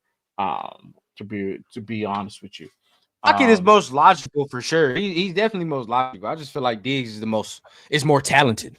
I just feel like Diggs is definitely more talented than Lockett. Oh yeah. I like that video. I mean, he looked sharp, bro, on that workout video. Yeah. He looked good. He looked good. And that's what, if you look at Stephon in the workout video, you like he just tore his ACL 4 months ago. No, it don't look like it, dog. It really don't. It really don't look like it. Yep, for sure. Shout out to my guy Armando. He says if not Lockett because he knows Geno Smith and Pete Carroll, I know he's kind of up there in age. Yeah, I agree, bro. For sure. Let's see. Raider Gabe, what my boy say over here? Geno extension negotiation is holding us hostage, making more moves because the deal should have kind of been done over a week since the trade, and there's still some holdup. Yeah, brother. I mean, I don't know what the specifics would be, but obviously, I think they're just trying to figure out to get the number right that works for everybody, right? I'm pretty sure Raiders are trying to backload it. He's trying to get some more guaranteed. And they just got to find the middle ground. So hopefully, maybe we hear something today about that. That he gets extended. It's really a done deal for sure. I don't think it's not going to happen. I think it does happen. We're just waiting for it. We're just waiting for it for sure. JM says Lockett would be the most logical signing. Facts, brother. Sure. Steven says there's no fire in Amari. I don't think he'll ever lived up to the hype. I've never really been on Amari like that, to be honest. Nah, man. Even when he was here, he was like, all right, that dude's cool, but like he was never impressive, bro. And then when he went to Dallas, I was like, all right, cool. Do you, bro? Did a little something there, you feel what I'm saying? But yeah, I never saw that fire. And that's why I like Stephon too. But he gonna bring that dog, right? Like I know he gonna bring that dog. Everybody says drama. It's not drama, bro. Like I want motherfuckers that's passionate about the game. Yeah, exactly. We want somebody who's gonna come out and just fucking be that dog, bro, for sure. Yes, that's what I want. Yeah. Let's see. My guy, God Family and Raiders. The bonus is available as of tomorrow. That bonus can be converted into a signing bonus to lower the cap hit. Yep, exactly. So it's just lining up the numbers for Geno, man. At this point right now, for sure. Yeah, so I said wide receiver. Who do you feel run? What position do you think we need to go after? You can still look at the linebackers because there's guys like KJ Britt who played in Tampa Bay, right? Like with Spy Tech and all that. So you can look at that. If you wanted to bring him in, Kaiser White, if he's still available, you could bring him in. Now, running backs is gone because I like what we did as far as running backs and things of that nature. I feel like that's good with Mostert. I like him as a veteran. So that's a good signing as far as that. But yeah, bro, there's really it's not much we need to do as far as bargain basement shopping now, right? Like it's like you can get a couple guys here and there, you guys to do a couple things, but as of right now, bro, like it's more draft for me. That's where I'm looking. Yeah. So as far as draft, right? So let's pivot to the draft. Who are we eyeing up on the draft, right? So do we stack it up with more defensive players, linebacker, cornerback, edge, or do we just pivot completely over to offense? For me, I'm starting to lean on the side of like, and I've come to this conclusion like over the last week. So this is fresh, but Jalen Walker is a name that continuously pops in my mind 24/7. I'm talking about this draft process because he might be exactly what we need, right? We need another edge, right? Like now we lost Chase on, we need another edge. We can use some more linebacker help. And he does both of those things, right? So, and the versatility you would be able to have with Jalen Walker, Jeremy Chinn, all these other type of guys, right? That you'd be able to mix and match and intermingle, bro. It would be crazy. So I'm looking at him. I still want Mason Graham some way, somehow, if we can do that. I don't feel like cornerback is the immediate need because I still have some belief in Jack Jones, some belief in Jacorian Bennett. So it's like, I don't know if that's the immediate impact right now. I'm going to take somebody on that defensive line or that's going to impact that edge. That's exactly what I would do. Mm-hmm. Yeah, for sure. I mean, I'm thinking Jahad Campbell. If we're looking linebacker, Jahad Campbell is popping up my name now. I don't know if we realistically will be able to go ahead and get him. We might. Another. It just depends what we do at number 6, right? If whatever we do at 6, will determine how we go about, the other rounds. So I feel if we get, let's say we get Shedeur, right? Shedeur is there. We get him. We got that stitched up. I definitely take a move at Jahad, right? You can still get wide receiver and running backs in later rounds. But I feel that getting a top tier linebacker, but you got other guys too. I like Olalejo from UCLA, Schwarzenegger too.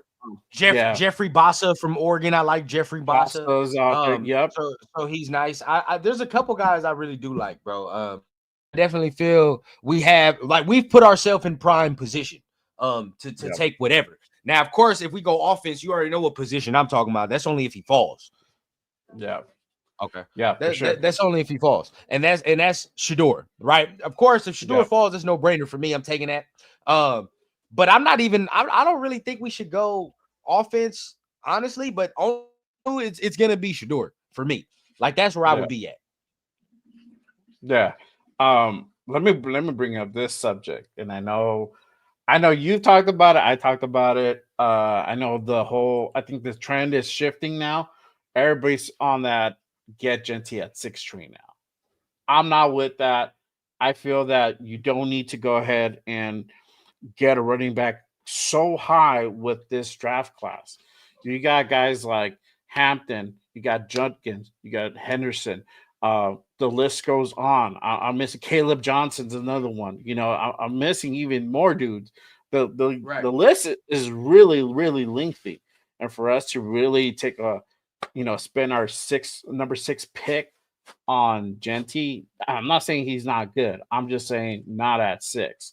And I feel like this is where we see eye to eye is that Shedeur, that's somebody you can go ahead and get at 6 because knowing the Raiders, knowing the relationship between Shedeur, Brady, Mark, that's the move that's going to be made. I don't know if you really make that pivot to Genty all of a sudden, even if he's not there. What do you think? Nah, I'm not.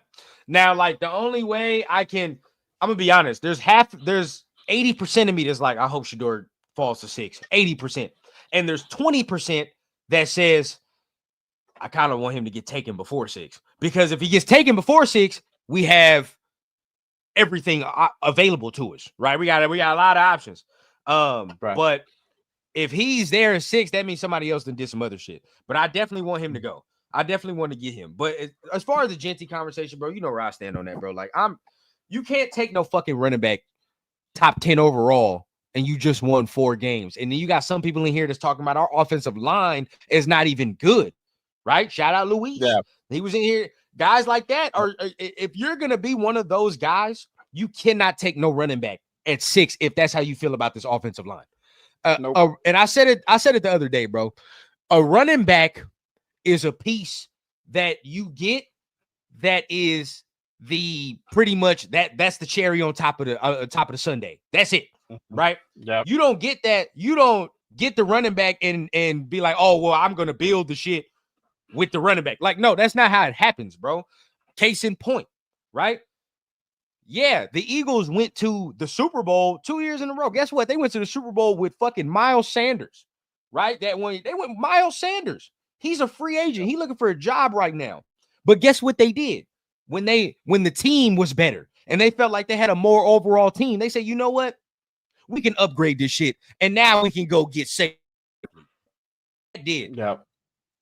That takes us over the top now because we're ready for that. Bro, you feel what I'm saying? We're ready to take on something like that. Bro, just multiple, and I'll end it off like this, bro. 2 examples I can give you right now. Maybe even, no, 3. 3 examples I can give you. We start with Saquon. He got drafted top 10, right? He had to leave. He had to leave that squad because they were not ready to take no running back top 10, and he had to leave to go somewhere else, and now he won a Super Bowl. Okay, cool. Second case in point. I'm going to be real, bro.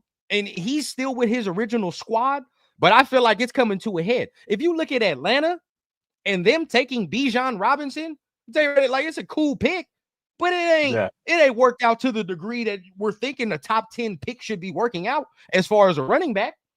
Right? Like, nah, it has not worked out to that point. And last point, us, bro, we just did this shit.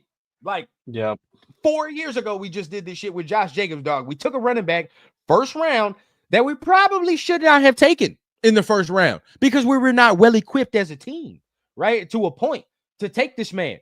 And then we continue to not win. We continue to put the whole shit on his shoulders, bro. Like, the only way we're going to have success is if we give this man the ball. And then what happens? He has to go somewhere else to find success with a better equipped team. That's just how this shit goes down, bro. Like, we're not ready. Like, in 2 years, when the team is right and there's a Genty in the draft, oh, by all means, right? But guess what? We're not going to be picking at fucking 6. No, you're gonna be picking somewhere. Like, if you pick this motherfucker up in 18, 20, you're like, okay, that's a good pick. But again, bro, we the only top 10 team besides the Bears, even the Bears are a more complete team where it makes a little bit more sense for him to go there. But we the only top 10 team like that where it's like, oh yeah, bro, he's gonna go at 6. He does not go any higher than that. He never goes 4. He never goes wherever the fuck. He never even goes to 7. You feel it's always Genty is 6. Genty is 6. That's the highest this motherfucker goes. I swear, bro. And it's like, I'm not saying he's bad, but it's like, it's the media expecting us to make bad decisions. That's just, it's the media expecting us to make fucking stupid ass decisions.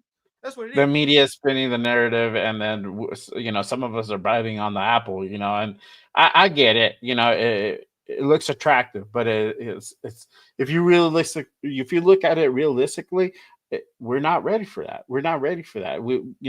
Somebody who fits more into our system is a Judkins or Giddens or Caleb Johnson. That Caleb Johnson, man. That Caleb. Yeah. Those fit. Right? Because you talking about Mostert and you talking about the complimentary backs, right? Now they're complimentary to Mostert, and all that shit mixes and mashes, right? Like I see Gabe, he talking, I know Tom didn't want to resign Josh or whatever, but Josh decided he didn't want to come back either. Because Josh understood, he was right to a degree, right? Y'all are going to fucking kill me this year if he would have came back. We would have had to get this man 300, 400 touches on the season to even have some type of resemblance of an offense, right? He was right. So that motherfucker didn't want to come back here and get his body used like that. Hell nah. Yeah, I agree for sure. Like I said, I feel that because I caught your show yesterday, and you were spitting some facts that obviously if you can, because if we're looking at getting Genty at 6 and him having 1,000, 1,100 yard season, would you say it's about 65, 70 yards a game? That's trash. Production. That's trash. Yeah, bro. If we took Genty at 6, my guy Jay, and this man only gave us 1,100 yards, I'm on everybody's ass that told me we should have picked him in the first round. I'm on everybody's ass because 1,100 yards is nothing.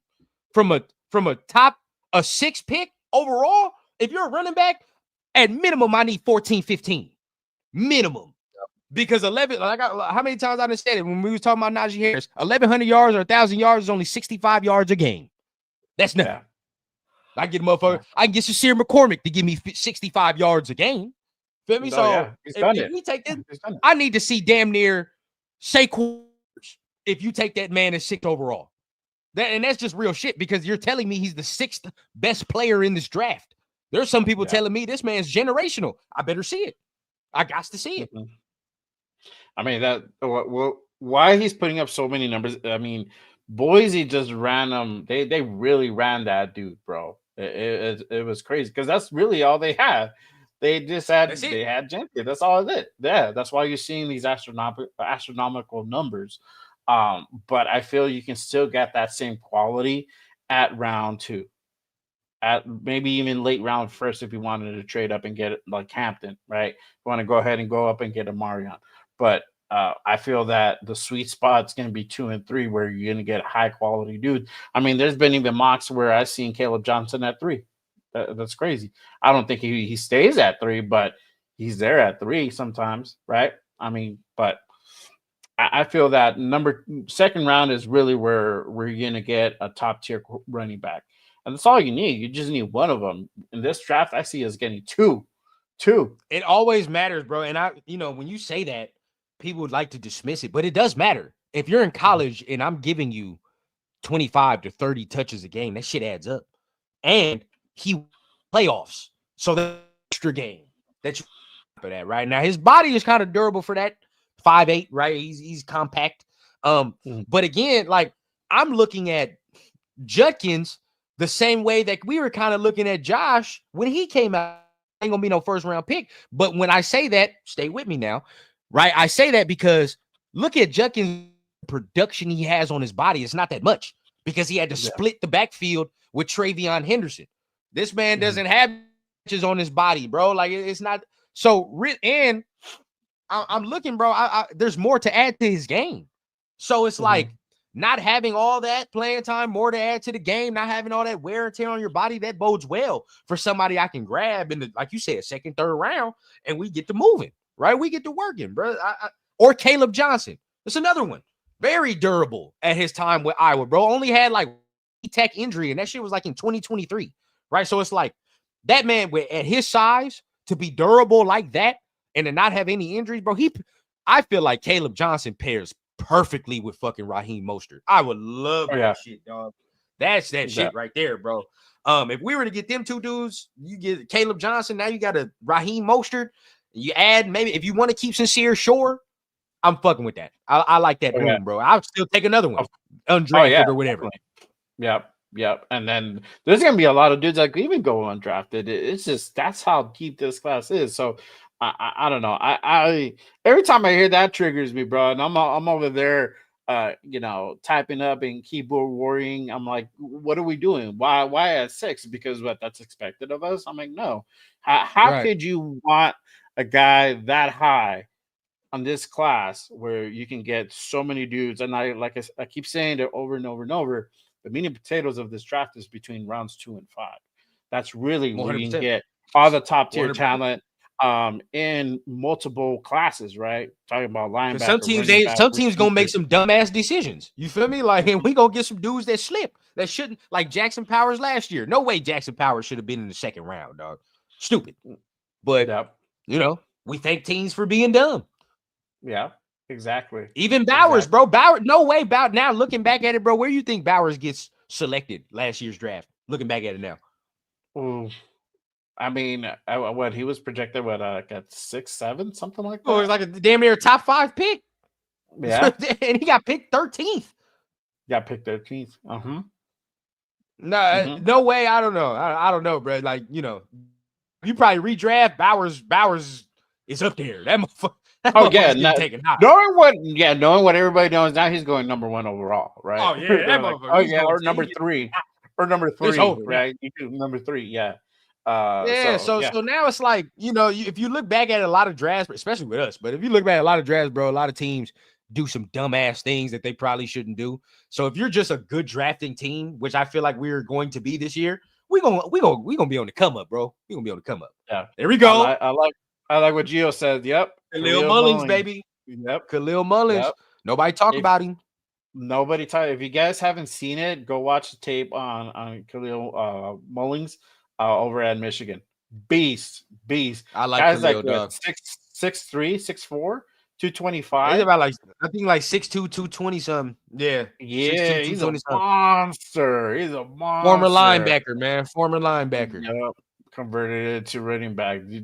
Smashing dudes. So yeah. Look, those type of dudes are available. I mean, and for us to be like, oh, let's go get Genty at 6. I don't see it, man. I feel like it's lazy.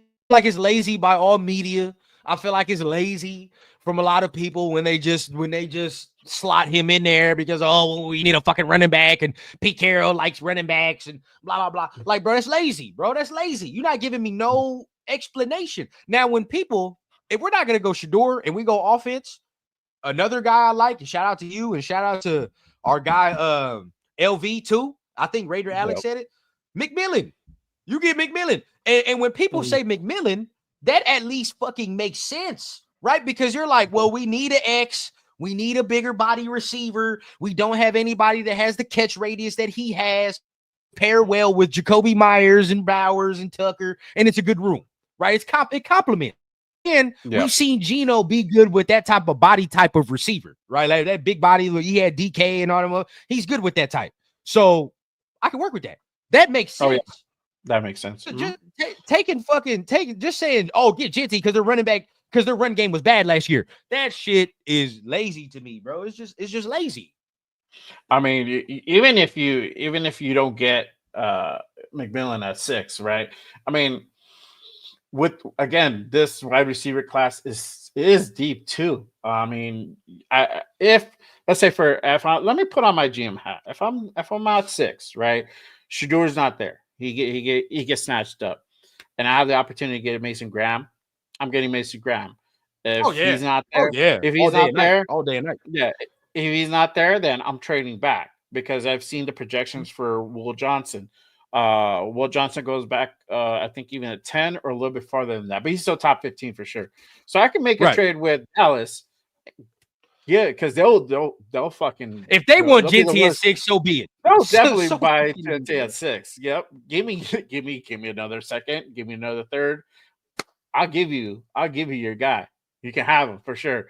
And then I can go ahead and get Will Johnson at 12, or I can go ahead and get let me get a top wide receiver, right? Umika from Buka. I like him. Yeah, I like Buka. him. Yeah. He's nice. Yeah. He's nice. Right. Or you can even make the case of now getting Dart at 12. Dart at 12 makes a little bit more sense than getting him at 6. I'd still be mad as because hell. I've heard that shit before. I'm like, no, I'd still be mad as hell if they did that, bro. That'd be so stupid. It makes a little bit more sense at that point, but I can still trade a little down, bit. For sure. Yeah, for sure. You go down from there. Raider Alex, he says that Genty has a chance to be generational. This is where my hater hat comes on, I guess, if that's what you want to put it. Or let's just say running back hat. For me, bro, I don't see generational. I could be the one. Y'all can call me stupid if you want. When I look at Genty, bro, when I think of generational running back, I think of Saquon Barkley. Like when I saw Saquon at Penn State, I understood what that was. That's different. You're not seeing motherfuckers that move that quick and do what he does, right? Like Saquon is a different beast and animal, is what I think about generational running back, right? Because I don't think you build him like that no more, or like that too often. With Genty, I like Genty. I feel like some of what he does is being overblown a tad, and this is coming from pure running back speak, where it's like a lot of what he does. What I said before is contact balance, right?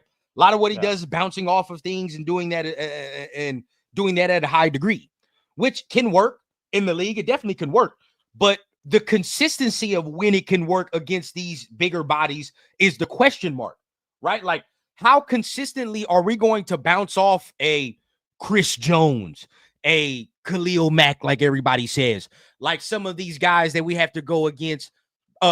Brandon, is it Bearing, I believe, from Denver, or Dre Greenlaw when he comes in. How are we going to consistently bounce off of these tackles? You know what I mean? Like, that's my question mark, because that's his superpower. It's the balance. He has the almost Kamara like contact balance, where shit's unnatural, unhuman sometimes, where he can get hit off balance and still get up there. But the consistency at which he does it at his size is going to be the question for me. Is how long can he do that for? Yeah, for sure. Let's see. Oh man, okay. So Gio says, trade down and pick up Higgins and O-line. Yeah, bro. I mean, that's where you can do something like that. If Shadur's not there, if Graham is not there, you can go ahead and trade down in that situation, which I'm up all for it. You know, like, you can try to do best player available, but I mean, look at what would be picked if you're at 6, right? You're talking about Abdul Carter gone. You're talking about Travis Hunter be gone. Cam's gone. Shadur's gone. Right. That's already the 4 dudes, and then I'm missing one, right? Let's say Mason would be gone, right? So that's 5 dudes. 5 dudes that are gone. What's there to pick, right? Do you really want to go for Will Campbell at 6? Not after the combine he's had. I would wait. I would trade down. Well, He'll be available he's on more of lower a round. guard. Yeah, I think he plays tackle, right? Tackle guard, something like that. So, I feel that you can go ahead and get him at 12 or something like that. I feel that he would be available. But there would be slim pickings. There would be some pickings as far as top tier talent, right? That's where you would trade down and get Emeka, or or a guard. You got Donovan Jackson out of Ohio State. That's somebody that, speaking of guards, because that's what we needed, right? I think we're like one guard away from having a really solid O line. I think that's a potential move that you can go ahead and make. My guy Steven says McMillan has good hands, but he's not fast enough. Yeah, I think it's at the stride, and that's what I saw in the combine was a stride. His stride just kind of a little bit off-putting. I mean, I think he runs just either just under 4.5 or 4.5, something like that. But it's just that 6'5" height that's there. I like Jaden Higgins. That's another guy you can go ahead and go after as well. So let's see. I went a little bit high. All right. My guy now, man, Dylan Sampson, Raheem Mostert is salt and pepper for sure, bro. I like Dylan Sampson out of Tennessee. I feel that he's a really solid running back. I think he can definitely fit what we have here. Bruin in Vegas for sure. Rafa, salute to my guy Rafa. I would love to see Mason Graham and Dylan Sampson getting drafted for the Raiders. I don't want to see Shadur go to the Raiders. Okay. Well, what do you base that off of, bro? Why? What do you base off of you not wanting Shadur? Let me know for sure. My guy Jack says no dart. Raiders have Geno. Yeah, but then what? I mean, if they extend Geno, bro, he's only gonna be here as long as Pete's here. Then we have to go through this carousel all over again. So I feel the move, no matter whether at 6 or at 37 or at I forgot what the 68. I think 68 is the next pick, or 68 is the next pick. They're still going to go ahead and go out draft a quarterback for sure. Let's see. Okay. Shout out to my guy Michael. I don't get hung up on pick numbers. The draft projections are just that, projections. One minority owned has a 7th round and became the GOAT. Yeah, I mean, projections are projections. At the end of the day, nothing's guaranteed, man. I mean, There's no saying that the number 6 pick is going to be the guy. Hang on one second. Let me bring my guy run. There we go. There's nothing guaranteed with the draft picks, right? You can draft somebody at 6 and not work out. You can draft somebody at, 100 and 180 and not work out. There's no guarantee. You can make a most educated guess, and that's at the end of the day, that's what you gotta go ahead and go with, right? You gotta make your best decision. I have a backup plan. I know what my backup plan at quarterback is. I mean, and some people ain't gonna like it, and I'm gonna go hard on the agenda push this next week, bro. But hey, look, if we not getting Shador, I'm going after Joe Milton, man. I'm gonna get Joe Milton. I'm not. If we're talking about all these late round dudes, you tell me, right? Is you think Jalen Milroe is head and shoulders above Joe Milton? No, for sure, no. Not as a thrower, as a runner. For sure. No. Yeah, as a runner for sure. But as a thrower, was a project. No, yeah. Okay, now we look at Dylan Gabriel. It's not even comparable. Stop that. It's not even comparable. Okay, now we look at maybe you want to say Tyler Shook. Okay, sure, but Joe Milton is younger than Tyler Shook. Tyler Shook is 25 years old, right? Joe Milton, I think he's only like 20, 21. There's that. Okay, and then now, last but not least, the Will Howard. That's the one you can make the argument about. But again, Joe Milton has a stronger arm, a little bit more athleticism, right, than Will Howard does. For me, bro, if we're talking about developmental guy, what I saw from Joe Milton last year when he played preseason and even that regular season game, I'm gonna take Joe Milton, dog, because I only got to give up like a 5th, 6th round pick. Feel me? And that's and with Milton, with Milroe, with Howard, you'd have to spend a 3rd, right? Like you're gonna have to spend a 3rd round pick, and that's Joe Milton 25. Is he 25?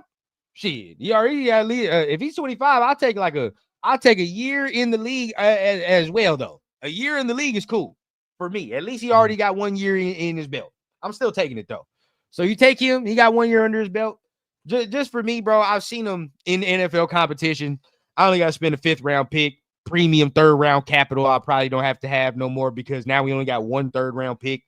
So it's like, it is what it is. Yeah, they not getting no 4th. Yeah. I saw what my guy Dre says they can want all they want. They not getting no 4th. It's not happening. The 5th round, take the 5th round, baby. Round. Yeah, exactly. And just so you guys know, I mean, they got Drake May. They picked up Joshua Dobbs this week as well. So then they got they can get they have Milton there. So that's why you're seeing like, hey, Pats are looking to go ahead and make a trade for Milton. See who's interested, right? And as we get closer and closer to the draft, or even after the draft, that's where you probably have offers that come through, right? Bro, y'all do me a favor, bro. Just go rewatch that last game he played last year. Just do me a favor. Just go rewatch it, bro. And I don't even talk about highlights. If you want to watch the highlights, fine. But if you want to go in depth, watch the film too, bro. I'm telling you, go watch that game. And that was enough for me to be like, nah. I'm not. He's better than some of these other dudes in the draft, bro. That's just me personally. Yeah. There you go. I'm not mad at that. I know the Joe Milton talk had died down, but now that he's pushing really on the trade block, that might be a move too. So that either can happen after the draft or before the draft. Never know. Let's go ahead and take some more more comments, more questions from the chat. We're gonna wrap it up pretty soon. We're heading over to a 2-hour mark. Again, appreciate the 100 people in the building. Salute to you guys. Make sure you guys check in, head over to the channels and hit that subscribe button. Click those thumbs, help the algorithm, and support the shows for sure, 100%. My guy, God Family and Raiders says, trade back to middle 1st round, pick up T-Mac, Emenawari, or Siobhan Revel. Then with the 2nd round pick, take Judkins and best D lineman or O lineman, or even have Trey Harris. If no wide receiver in 2nd, Jaden Higgins in 3rd. Facts, not bad. They already have a top 30 visit with Malachi Starks and Eamon Wari. So they got a top 30 visit. They coming in. Yeah, they coming in. Oh yeah. So there's guys that are gonna come in and do like private workouts at our facility. Dudes that we liked out at the combine, invite them over, have them go ahead and do some workouts and really see what they can do. Along that list, it would be Cam and Shador for sure. But guys like Imanori, couple of receivers out there for sure as well. My guy 939 man. I think all know there is only one QB. Maybe that would be the first rounder last year, and it's not Sanders. Who? Who? Who? Stop it, bro. Stop it. We're not gonna play that game right now. Okay, this is the thing, and I was telling Jack where you were off, because he's like no on Sanders, right? And he's like the Raiders got the QB for the next couple of seasons. Bigger needs not in order: linebackers, running backs, wide receiver, guard. But Geno's only here for the time that Pete's here.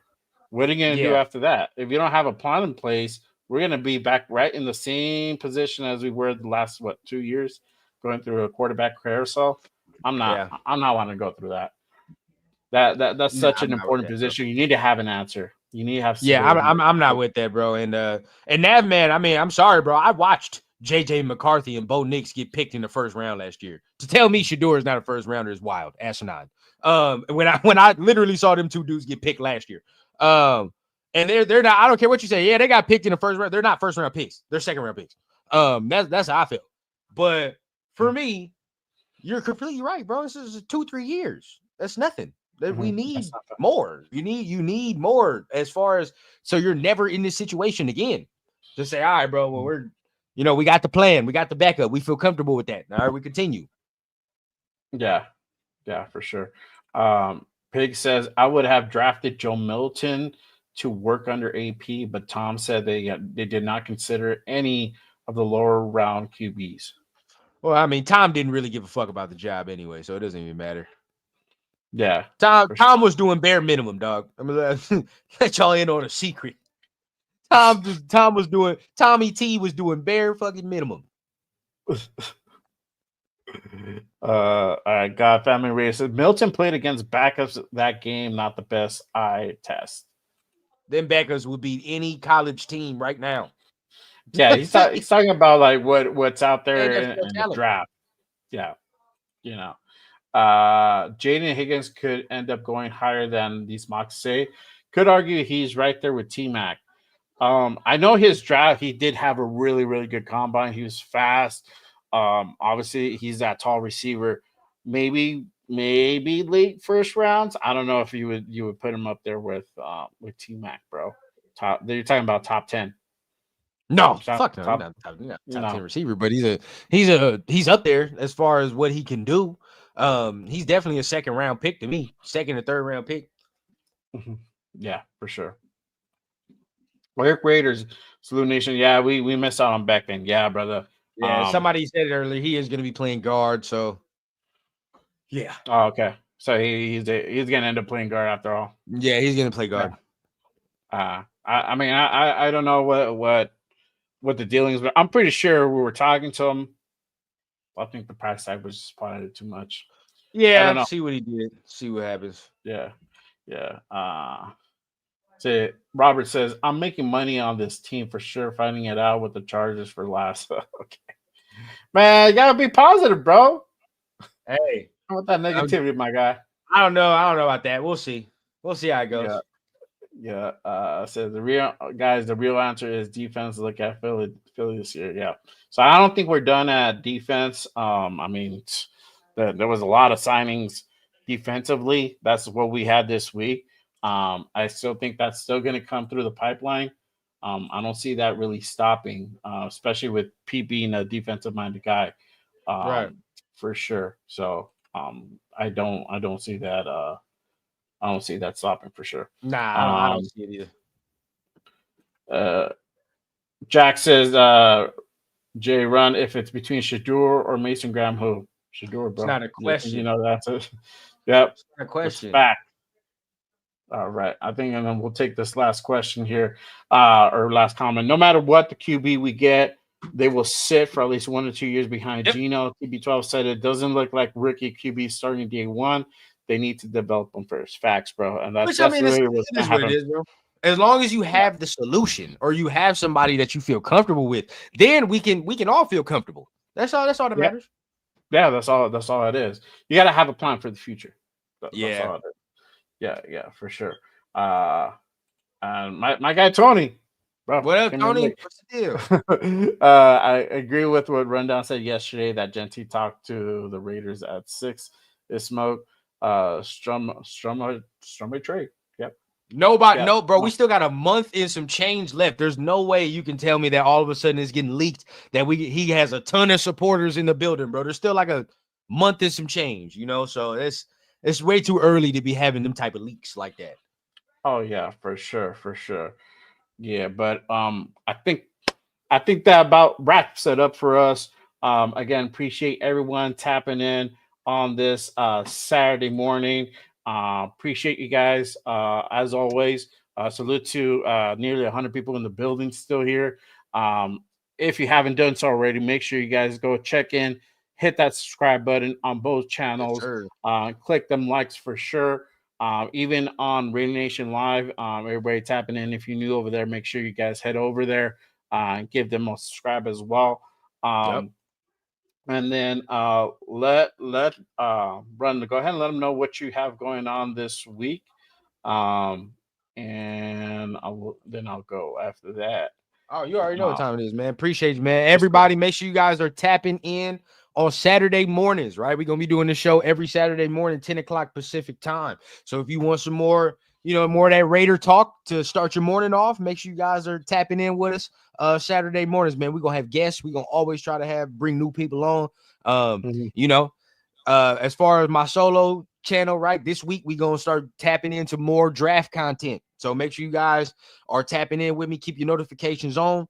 Keep all, what you got to keep on. Because we're going to be doing some more draft content this week, tapping in with some prospects, tapping in where we can go. If the Raiders make some signings, sure, but we're really going to be getting into the draft and things of that nature, man. So make sure everybody stays up to date with what we got going on the rundown, bro. You already know what time it is, bro. And appreciate my guy Jay, man, for inviting me on this show right here, man. We can go ahead and share this. Bro, it's my pleasure. Thank you, man. It's an honor. Thank you for being on the show. Make sure you guys tap into State of the Nation on Tuesday, 7 p.m. With my guy Run and Tito Linus, my other guy, my co-host on Wednesdays. They do the show on Tuesdays, so make sure you guys are tapping in for that. And like we said, we actually have guests booked up for the next month, bro. That we have working, lined bro. up. We working. We're working. We're making shit happen, bringing great content for you guys. Feel me? I love it, bro. I love it, man. I asked people what I needed to add to my show. They said more interviews. So you know what? We gonna get the people what they want, man. Boom. Just so you guys know, next week our guest is gonna be Lunatic Raider. Our guy from Raider Allegiance, salute to him. He's gonna be our guest on the show. It's gonna be a great show. I love Luna, man. He keeps it fucking hilarious. It's gonna be fire, bro. And I've been watching some of his shit. You know what I mean? So he got some good takes, man. He's gonna come over here and do his thing. Shout out to Low, by the way, and Gravy and all them too, man. Yep. Always great content they got over there, bro. Salute to everybody at Raider Nation Live, Gabe, Gravy, our guy Low, for sure. Appreciate all of you guys. I had all Raider Nation Live on Good Morning Raiders. So you feel me? We good. I love it. Yeah, so we got our show booked up for the next month. So make sure you guys tap in, turn on notifications. Run is gonna be here with me, so we're gonna be bringing it to you for sure. For me, make sure you guys tap into the Monday show. Raiders Unfiltered every damn Monday night at 9 p.m. Pacific, right after Cheeto's show, Buddha Raider podcast. Make sure you guys head over to Cheeto's channel. Go ahead and give him a subscribe for sure. And then on Wednesday, we have the panel show, the Raider Connection. That is with Cheeto Linus, Jeff New England Booster, which is here, and our guy LB Raider 10, and myself. It's a panel show. We do it every damn Wednesday at 7 p.m. Pacific. So if you want to hear different takes, different points of view, This is a great show to go ahead and tap in. We have our guy Run on every now and then as our guest, so he taps in pretty frequently, and we love it. And we have a fire show every time for sure. So make sure you guys go ahead and tap in the Raider Connection every damn Wednesday for sure. But I think other than that, appreciate everybody.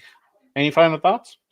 Final thoughts, man. As y'all see, right? Low came on here, and I think I got to reiterate it every time, but just, to let people know, especially new people, how we get down, bro. As y'all see, bro, like Low came in here, he has some conflicting ideas and opinions on what I felt, what Jay felt. At no time, again, bro, did this shit get disrespectful. You feel me? Because it's all family. We all want the same thing. It is always to win. You feel what I'm saying? And again, the government gonna make more money anyway, so it don't matter. And we don't need to be sitting here getting mad at somebody's opinion, beefing, calling them this, and that, because they differ, right? Let me understand your point. Let's understand why somebody feels and speaks and thinks the way that they think. And then from there, you give your opinion. If you still can't meet in the middle, then it is what it is, so be it, right? But that's what needs to happen more within the nation, bro. It's too much bickering, it's too much bitching back and forth, bro. We all want the same thing, dog. We may go about it different ways, but it's possible to have a civilized conversation and still disagree. It is possible.